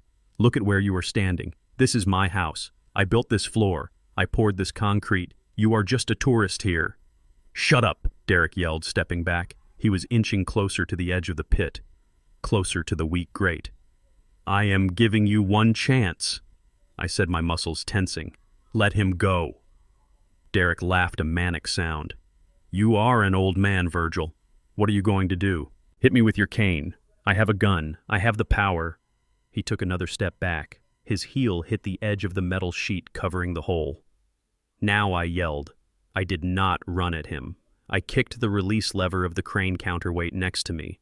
A massive, heavy chain swung down from the ceiling, swinging in a low arc. It was a trick we used to play on rookies, but today it was a weapon. The chain swung through the air with a low whoosh. Derrick saw it too late. He tried to duck, but the heavy steel links caught him in the shoulder. The impact knocked him sideways. He lost his grip on the gun. It skittered across the floor and fell into the pit. He lost his grip on Leo. "Leo, run!" I screamed. Leo scrambled away, running toward me. I grabbed him and shoved him behind a concrete pillar. Derrick was on the ground, clutching his shoulder, but he was young and he was full of adrenaline. He scrambled to his feet, screaming in rage. He charged at me. He expected to fight a frail senior citizen. He did not know he was fighting a man who had lifted steel beams for a living. I planted my feet. When he reached me, I did not retreat. I caught his punch in my left hand. I felt the shock of it, but I did not move. I grabbed his lapel with my right hand, the same hand that had held a welding torch for 12 hours a day. I twisted his jacket, pulling him off balance. You disrespected my daughter, I growled, slamming him against the steel column. You stole from my family, I shouted, driving a knee into his stomach. He doubled over, gasping for air. And you touched my grandson. I grabbed him by the back of his neck and marched him toward the railing. I forced his head down, looking into the black abyss of the pit below. Look at it, Derek, I whispered in his ear. That is where the garbage goes. Derek was sobbing now, begging for mercy. Don't kill me. Virgil, please. I am sorry. I will do anything. I pulled him back from the edge and threw him onto the floor. He curled into a ball weeping. I am not going to kill you, I said, straightening my tie. That would be too easy. Suddenly the hangar was flooded with red and blue lights. The wail of sirens pierced the air. The heavy doors at the front of the mill burst open and a SWAT team poured in. Police dropped to the ground. I raised my hands slowly. I stepped away from Derek. He is all yours, officers, I said. Leo ran out from behind the pillar and buried his face in my legs. Grandpa, he cried. I picked him up. I held him tight, feeling his small heart beating against my chest. It is okay, Leo. I have you. Grandpa has you. The police swarmed Derek. They pinned him to the ground, cuffing his hands behind his back. He was screaming that I had attacked him, that I was crazy. But nobody was listening. They dragged him up. His fancy suit was covered in oil and rust. His face was streaked with tears and dirt. A police captain walked over to me. He lowered his weapon when he saw Leo in my arms. Mr. Hayes, he asked. We tracked the phone signal. Are you hurt? I am fine, I said, just taking out the trash. I watched them drag Derek toward the patrol cars. He looked back at me one last time. His eyes were empty. He knew it was over. Not just the money, not just the marriage. His life as a free man was done. He had gambled everything on fear, and he had lost to a man made of steel. I carried Leo out of the dark hangar and into the daylight. The sun was setting, painting the sky in shades of purple and gold. It was the end of a long, violent day. But as I walked toward the ambulance to get Leo checked out, I felt lighter than I had in years. The parasite was gone. The threat was neutralized. And my family, what was left of it, was safe. I kissed Leo on the forehead. Let's go home, son, I whispered.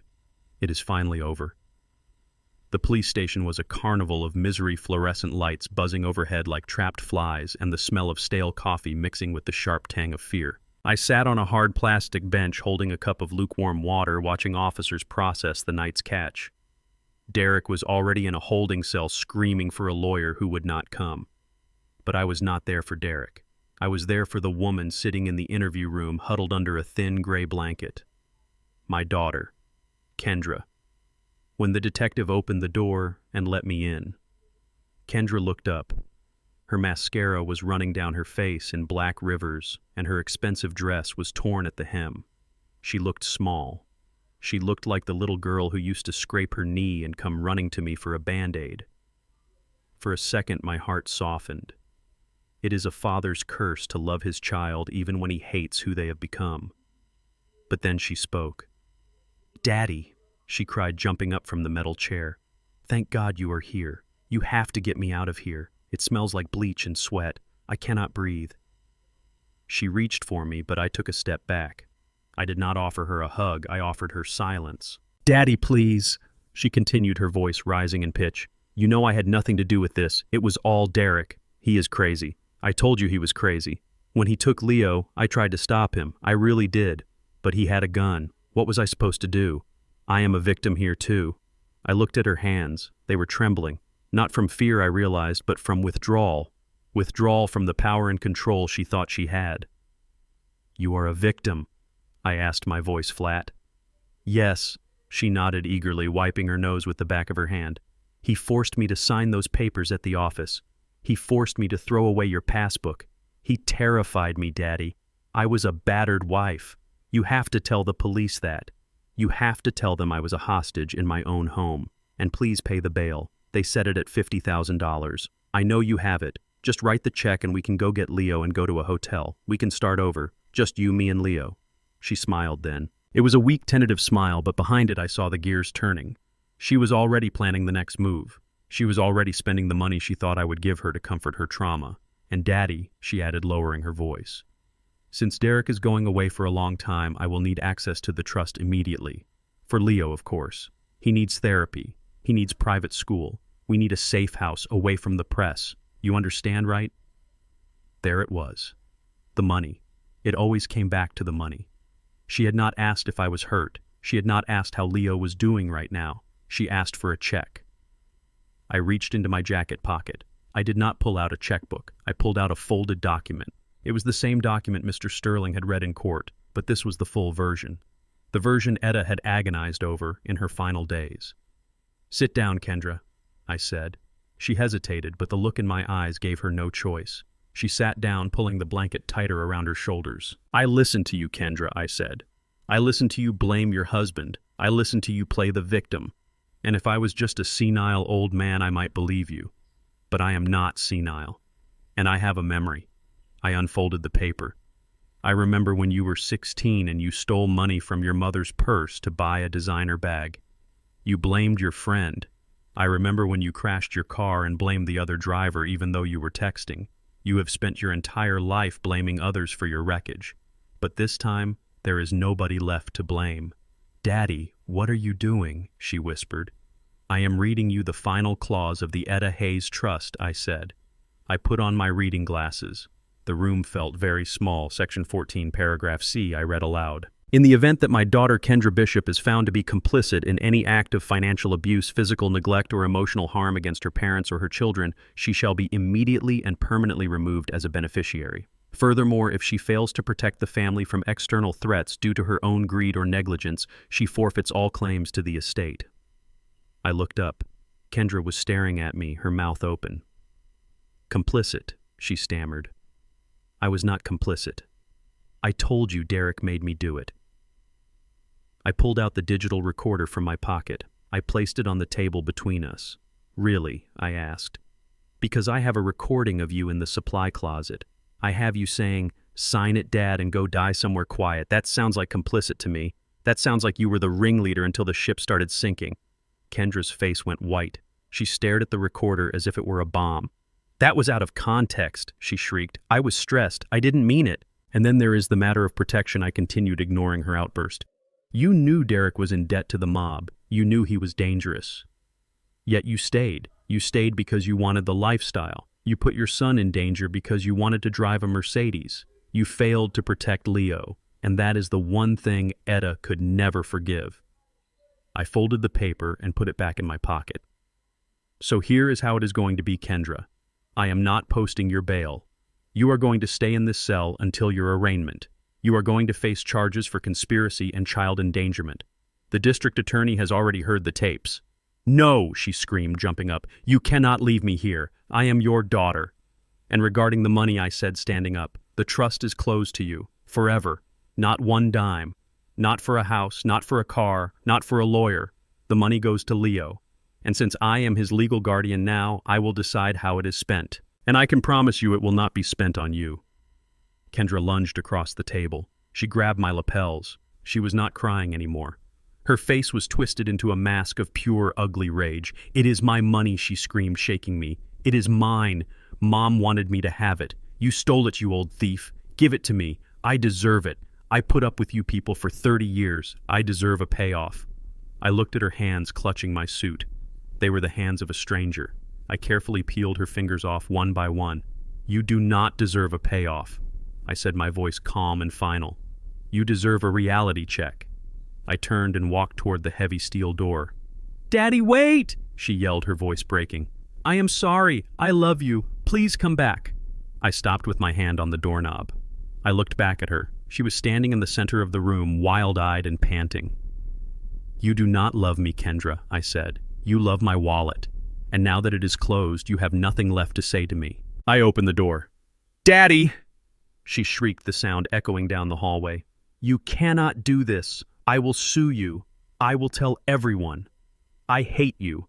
I hate you." I stepped out and the officer closed the door. The sound of her screaming was cut off instantly, replaced by the hum of the station. "Mr. Hayes," the officer said, looking uncomfortable. "Do you need a moment?" "No, officer," I said, adjusting my jacket. "I am done here." I walked out of the station and into the night air. It was cold, but it felt clean. I had lost a daughter that night, but in truth I had lost her a long time ago. I had just finally accepted the loss. I walked to the car where Leo was sleeping in the back seat wrapped in a warm blanket. I looked at his peaceful face. He was the future, and I would make sure he grew up knowing that character is worth more than currency. As the car pulled away, I looked back at the station one last time. Kendra was in there alone with her choices. She had wanted to live like a queen. Now she would have to learn to live like a human being. And that was the hardest lesson of all. The road ahead would be difficult, but for the first time in a long time, the path was clear. I was Virgil Hayes. I was a father. I was a grandfather. And I was free. The sun rose over the city of Chicago on a Tuesday morning that felt heavy with humidity and impending doom. I sat in the back of my car parked across the street from the glass-fronted building that housed Bishop Real Estate. Derek was out on bail again, having leveraged the last shred of equity in his company to pay the bondsman. He was a man running on fumes, but his arrogance was a fuel that burned slow and hot. I watched him pace back and forth in the lobby of his office through the floor-to-ceiling windows. He was on the phone screaming at his staff. I could not hear the words, but I knew the rhythm. He was trying to stop the bleeding. He was trying to convince his agents not to quit. He was trying to convince his clients that the arrest for kidnapping and the restraining order and the freezing of his assets were all just a misunderstanding. He believed that as long as he had this office, he had a future. It was his fortress. He had spent a fortune renovating it.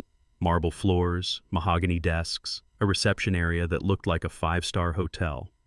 To Derek, this building was proof that he was a success. It was the one asset I had not touched yet. He thought I could not touch it. He owned the building. It was in his name. He had made sure of that years ago when he first married Kendra. He thought he was smart. He thought he had built a castle that was impregnable. But Derek was a man who looked at the skyline and forgot to look at the ground beneath his feet.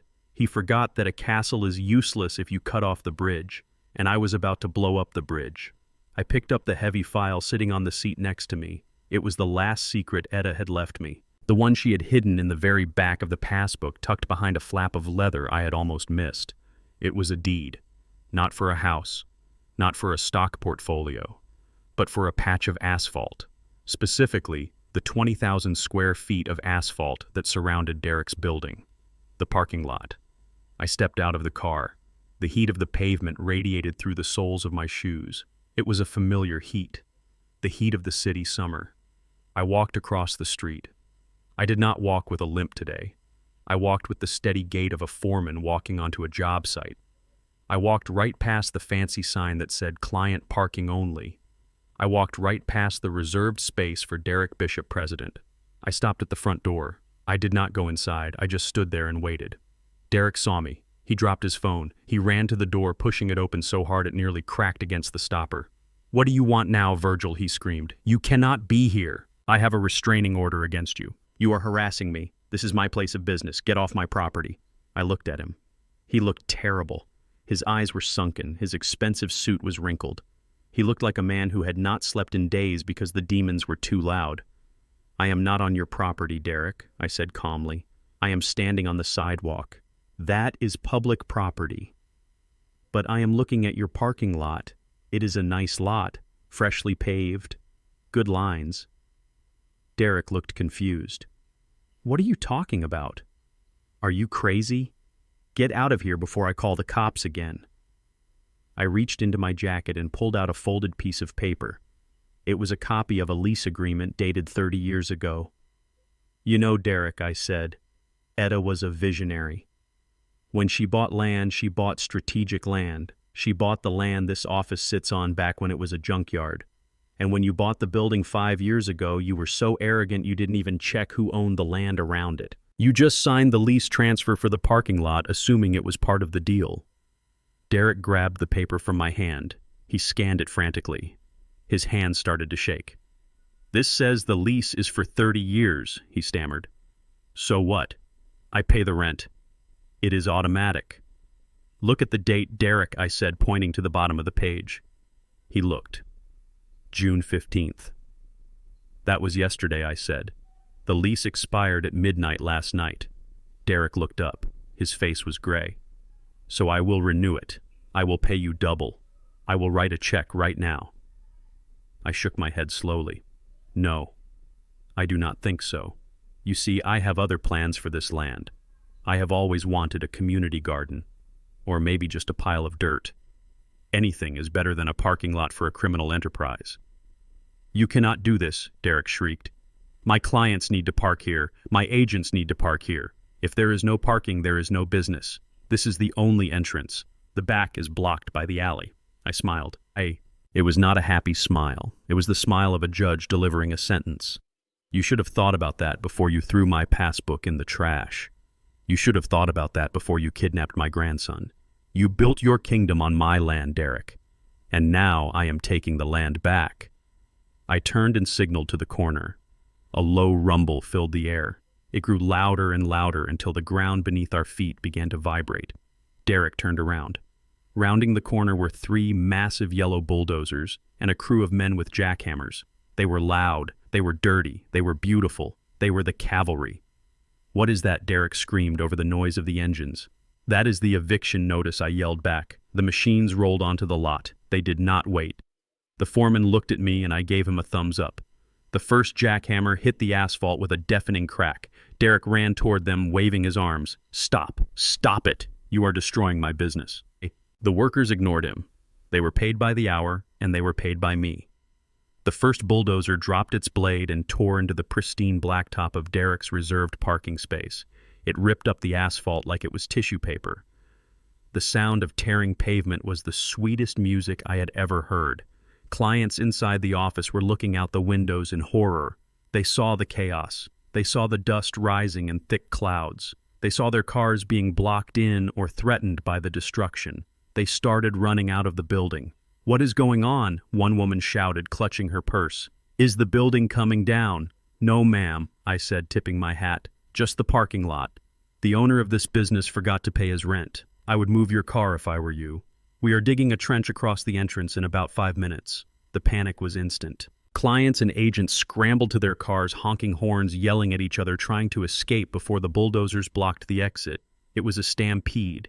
Derek stood in the middle of it all, coughing in the dust, screaming at everyone to stay. Do not leave, he begged a wealthy client. We can fix this. It is just a misunderstanding. The client rolled up his window and sped away, nearly running over Derek's foot. I stood by the curb watching the empire collapse. It did not take fire. It did not take a bomb. It just took a little bit of paper and some heavy machinery. Within 20 minutes, the beautiful parking lot was a field of broken concrete and dirt mounds. The entrance to the building was cut off by a 6-foot ditch. Derek stood on the steps of his empty office. His staff had left. His clients had fled. The phone lines inside were probably ringing off the hook with cancellations, but there was nobody left to answer them. He looked at me through the dust cloud. He looked small. He looked defeated. Why, he mouthed. I could not hear him over the jackhammers, but I knew the word. I walked up to the edge of the ditch. I looked across at him. Because you forgot where you came from, I shouted. You forgot that the steel that built this city and the men who work it are stronger than your paper lies. I turned my back on him. I walked to my car. The noise of the destruction faded as I drove away, but the image of Derek standing alone on his island of ruins stayed with me. He was a king without a kingdom, a captain without a ship, and tomorrow the bank would come for the building itself because a real estate office without a parking lot is worth $0. He was bankrupt. He was broken, and the secret in the back of the passbook had been the final nail in his coffin. Etta had known. She had always known. And today she had reached out from the past to protect our future one last time. They say that prison changes a man, but for Derek, it did not change him so much as it revealed him. I did not visit him. I had no desire to see the face of the man who had threatened my grandson ever again. But Vance, my investigator, kept tabs on the situation because I needed to be sure that the threat was truly neutralized. The reports I received painted a picture of a man whose arrogance had been stripped away, leaving nothing but a shivering husk. Derek was being held in the county lockup awaiting trial for kidnapping, extortion, and assault. He was denied bail because he was considered a flight risk and a danger to the community. The man who used to strut around his office in $3,000 Italian suits was now wearing an orange jumpsuit that was 2 sizes too big and smelled of industrial detergent and other men's sweat. Vance told me that on his first day, Derek tried to play the big shot. He walked into the common area and tried to negotiate for a better table, using the same slick sales tactics he had used to swindle homebuyers. He tried to tell the other inmates that he was a wealthy developer who could make things happen for them on the outside. But prison is not a boardroom. The currency in there is not promises, it is respect, and Derek commanded none. He was laughed at, then he was pushed, then he was broken. The other inmates smelled the fear on him like sharks smell blood in the water. They saw a soft man, a man who had never done a day of hard labor in his life, a man who preyed on the elderly and children.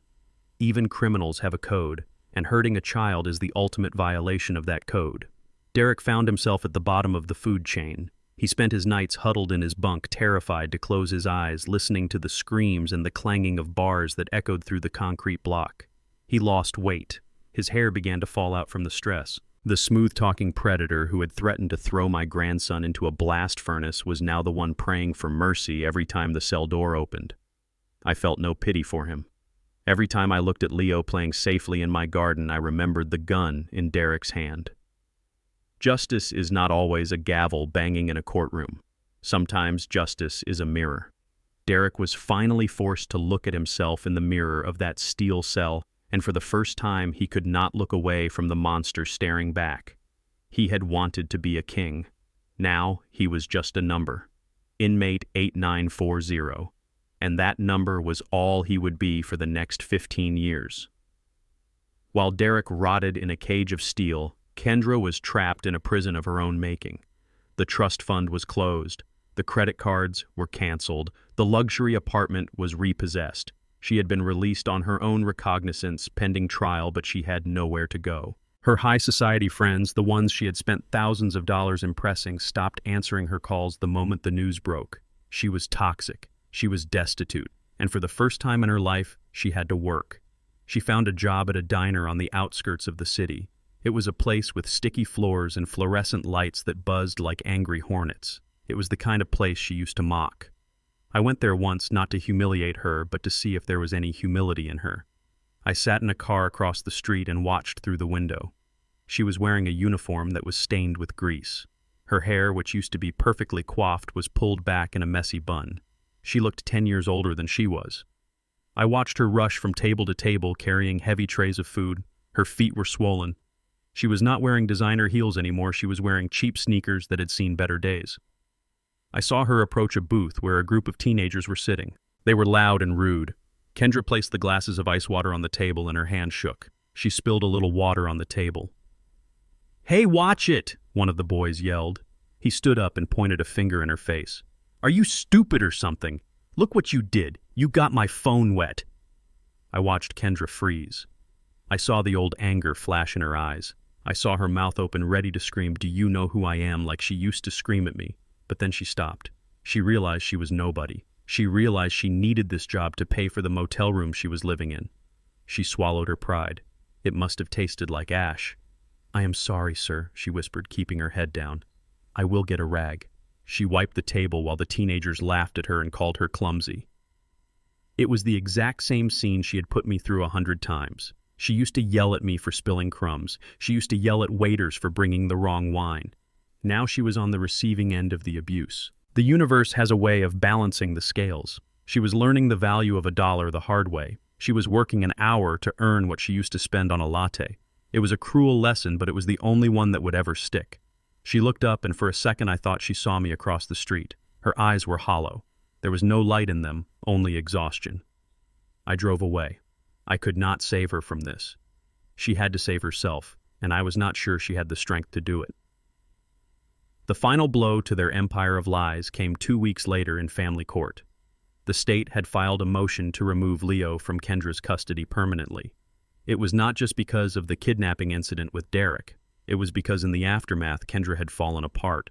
She had turned to the bottle to numb the pain of her new reality. She had been caught driving under the influence with Leo in the car. That was the line in the sand that could never be uncrossed. I sat in the courtroom holding Leo's hand. He was wearing a little suit I had bought him, and he looked like a miniature version of the man I hoped he would become. He was quiet. He knew what was happening. Children always know. Kendra walked in late. She smelled of peppermint mouthwash, trying to cover the scent of cheap vodka. Her eyes were bloodshot. She did not look at Leo. She looked at the judge with a mixture of defiance and desperation. She tried to argue. She tried to tell the judge that she was a victim, that she needed her son to heal. She cried fake tears. She made empty promises. But the judge was an older man who had seen too many broken parents to be fooled by theatrics. He looked at the police reports. He looked at the school records showing Leo's absences. He looked at the video of Kendra screaming at the police officer during her DUI arrest. Ms. Bishop, the judge, said, peering over his spectacles, "Being a mother is not a right, it is a privilege. And it is a privilege you have abused. You have failed to protect this child from a dangerous father. You have failed to provide a stable home. And you have endangered his life with your addiction," Kendra screamed. "You cannot take him. He is mine. My father is trying to steal him because he hates me." The judge banged his gavel. "Mr. Hayes is not stealing him. He is saving him. I am granting full legal and physical custody to Virgil Hayes effective immediately. You are granted supervised visitation once a month pending the completion of a rehab program." Kendra collapsed into her chair, sobbing. But Leo did not run to her. He did not cry for his mother. He squeezed my hand tight. He looked up at me and I saw relief in his eyes. He felt safe. For the first time in his life, he knew where he belonged. We walked out of the courtroom past Kendra, who was being consoled by her court-appointed attorney. She looked up at me and hissed, "You won. Are you happy now? You took everything." I stopped. I looked down at her one last time. I did not feel anger. I felt a profound sadness. "I did not take anything." "Kendra," I said softly, "you gave it all away. You gave away your husband for money. You gave away your father for pride. And today you gave away your son for a drink. I did not win. We all lost. But I am the only one trying to rebuild." I walked out into the sunlight with Leo. He looked up at me. "Grandpa, can we go get ice cream now?" "Yes, Leo," I said, picking him up. "We can get anything you want." We left the courthouse behind us. We left the wreckage of the past behind us. Derek was in a cell. Kendra was in a downward spiral, but Leo was safe. And as I buckled him into the car, I made a silent promise to Etta. I promised her that this boy would grow up differently. He would know the value of hard work. He would know the value of family. And he would know that true wealth is not what you have in the bank, but who you have beside you in the car. The villains had met their fate not by my hand, but by the consequences of their own dark hearts. And the hero of this story was just a grandfather driving his grandson to get a chocolate cone ready to start a new chapter. The cemetery on the hill overlooks the old steel mill where I spent half my life. But today the smokestacks were cold, and the air up here smelled of fresh-turned earth and blooming marigolds. It was a Sunday morning, the kind of day Etta loved best. I was on my knees in the grass, not praying but working. Next to me was Leo. He was wearing a pair of denim overalls I had bought him, and his small hands were covered in dark, rich soil. We were planting Etta's favorite flowers around her headstone. For a 7-year-old boy who had been through hell just a few weeks ago, he looked remarkably peaceful. He carefully dug a hole with his trowel, placed the bulb inside, and patted the dirt down just like I had taught him. I watched him, and I saw the future. I saw a boy who would not grow up thinking that success meant driving a leased car or looking down on people who worked for a living. I saw a boy who would know that you have to get your hands dirty to make something beautiful grow. Grandpa Leo asked, wiping a smudge of dirt from his forehead. "Do you think Grandma can see the flowers?" I stopped working and looked at the gray stone. It simply said, "Etta Hayes, beloved wife and mother."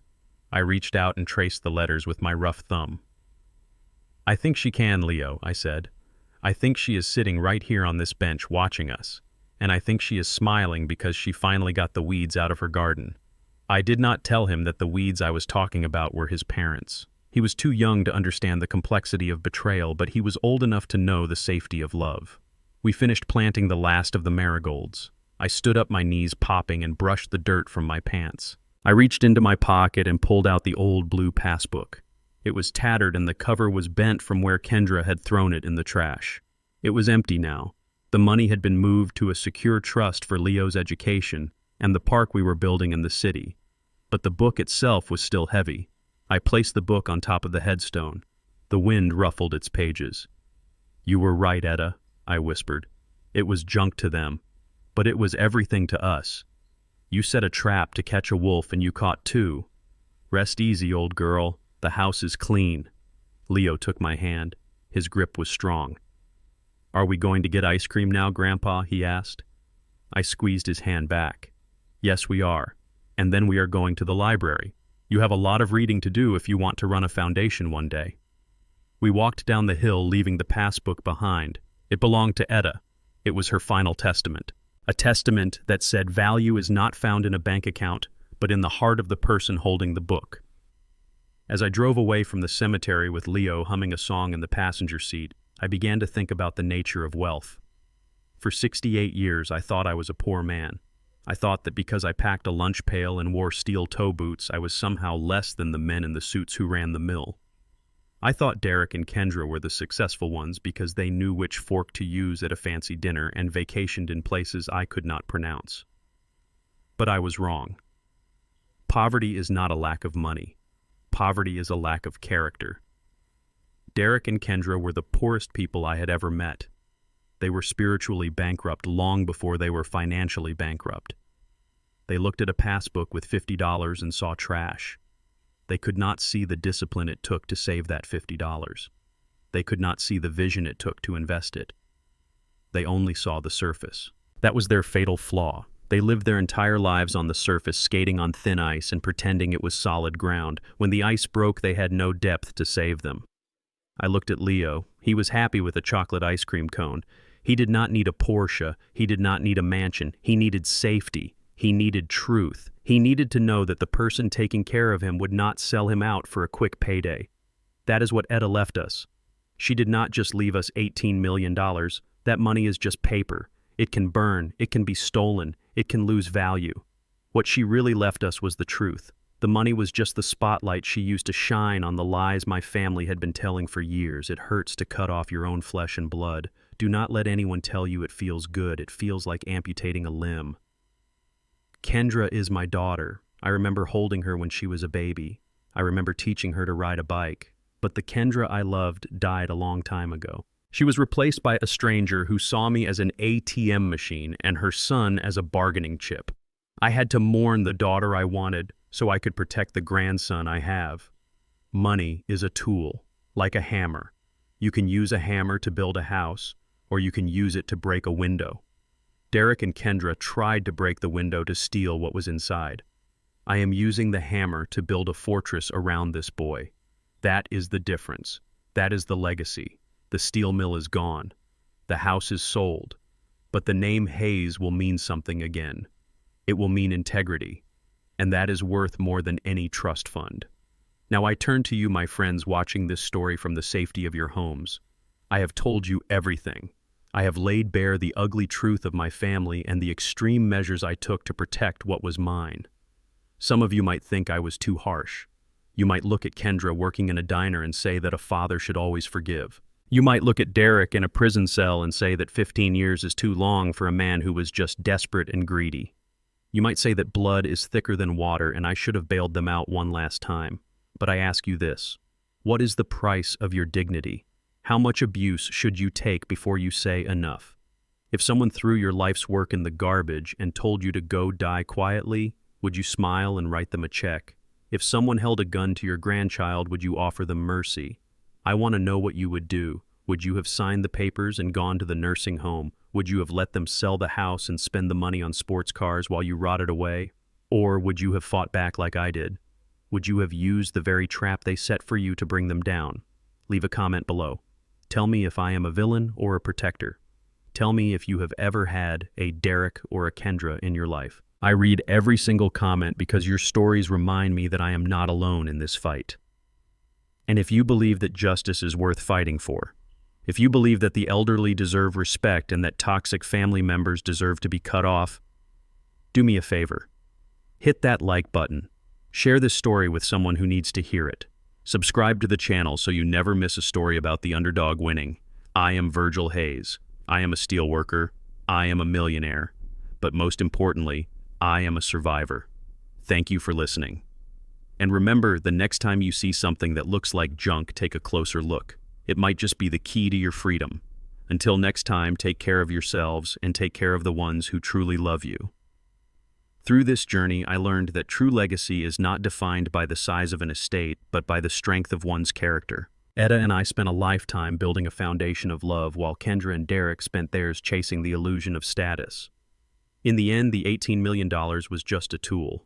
The real treasure was the courage to stand up for the innocent. I learned that family is not just about blood, it is about behavior. And sometimes the most loving thing a father can do is close the door on toxicity to open a window for the future. If you believe that a grandfather's love is the strongest force on earth, hit that like button and subscribe for more stories of justice. What would you have done in my shoes? Let me know in the comments below.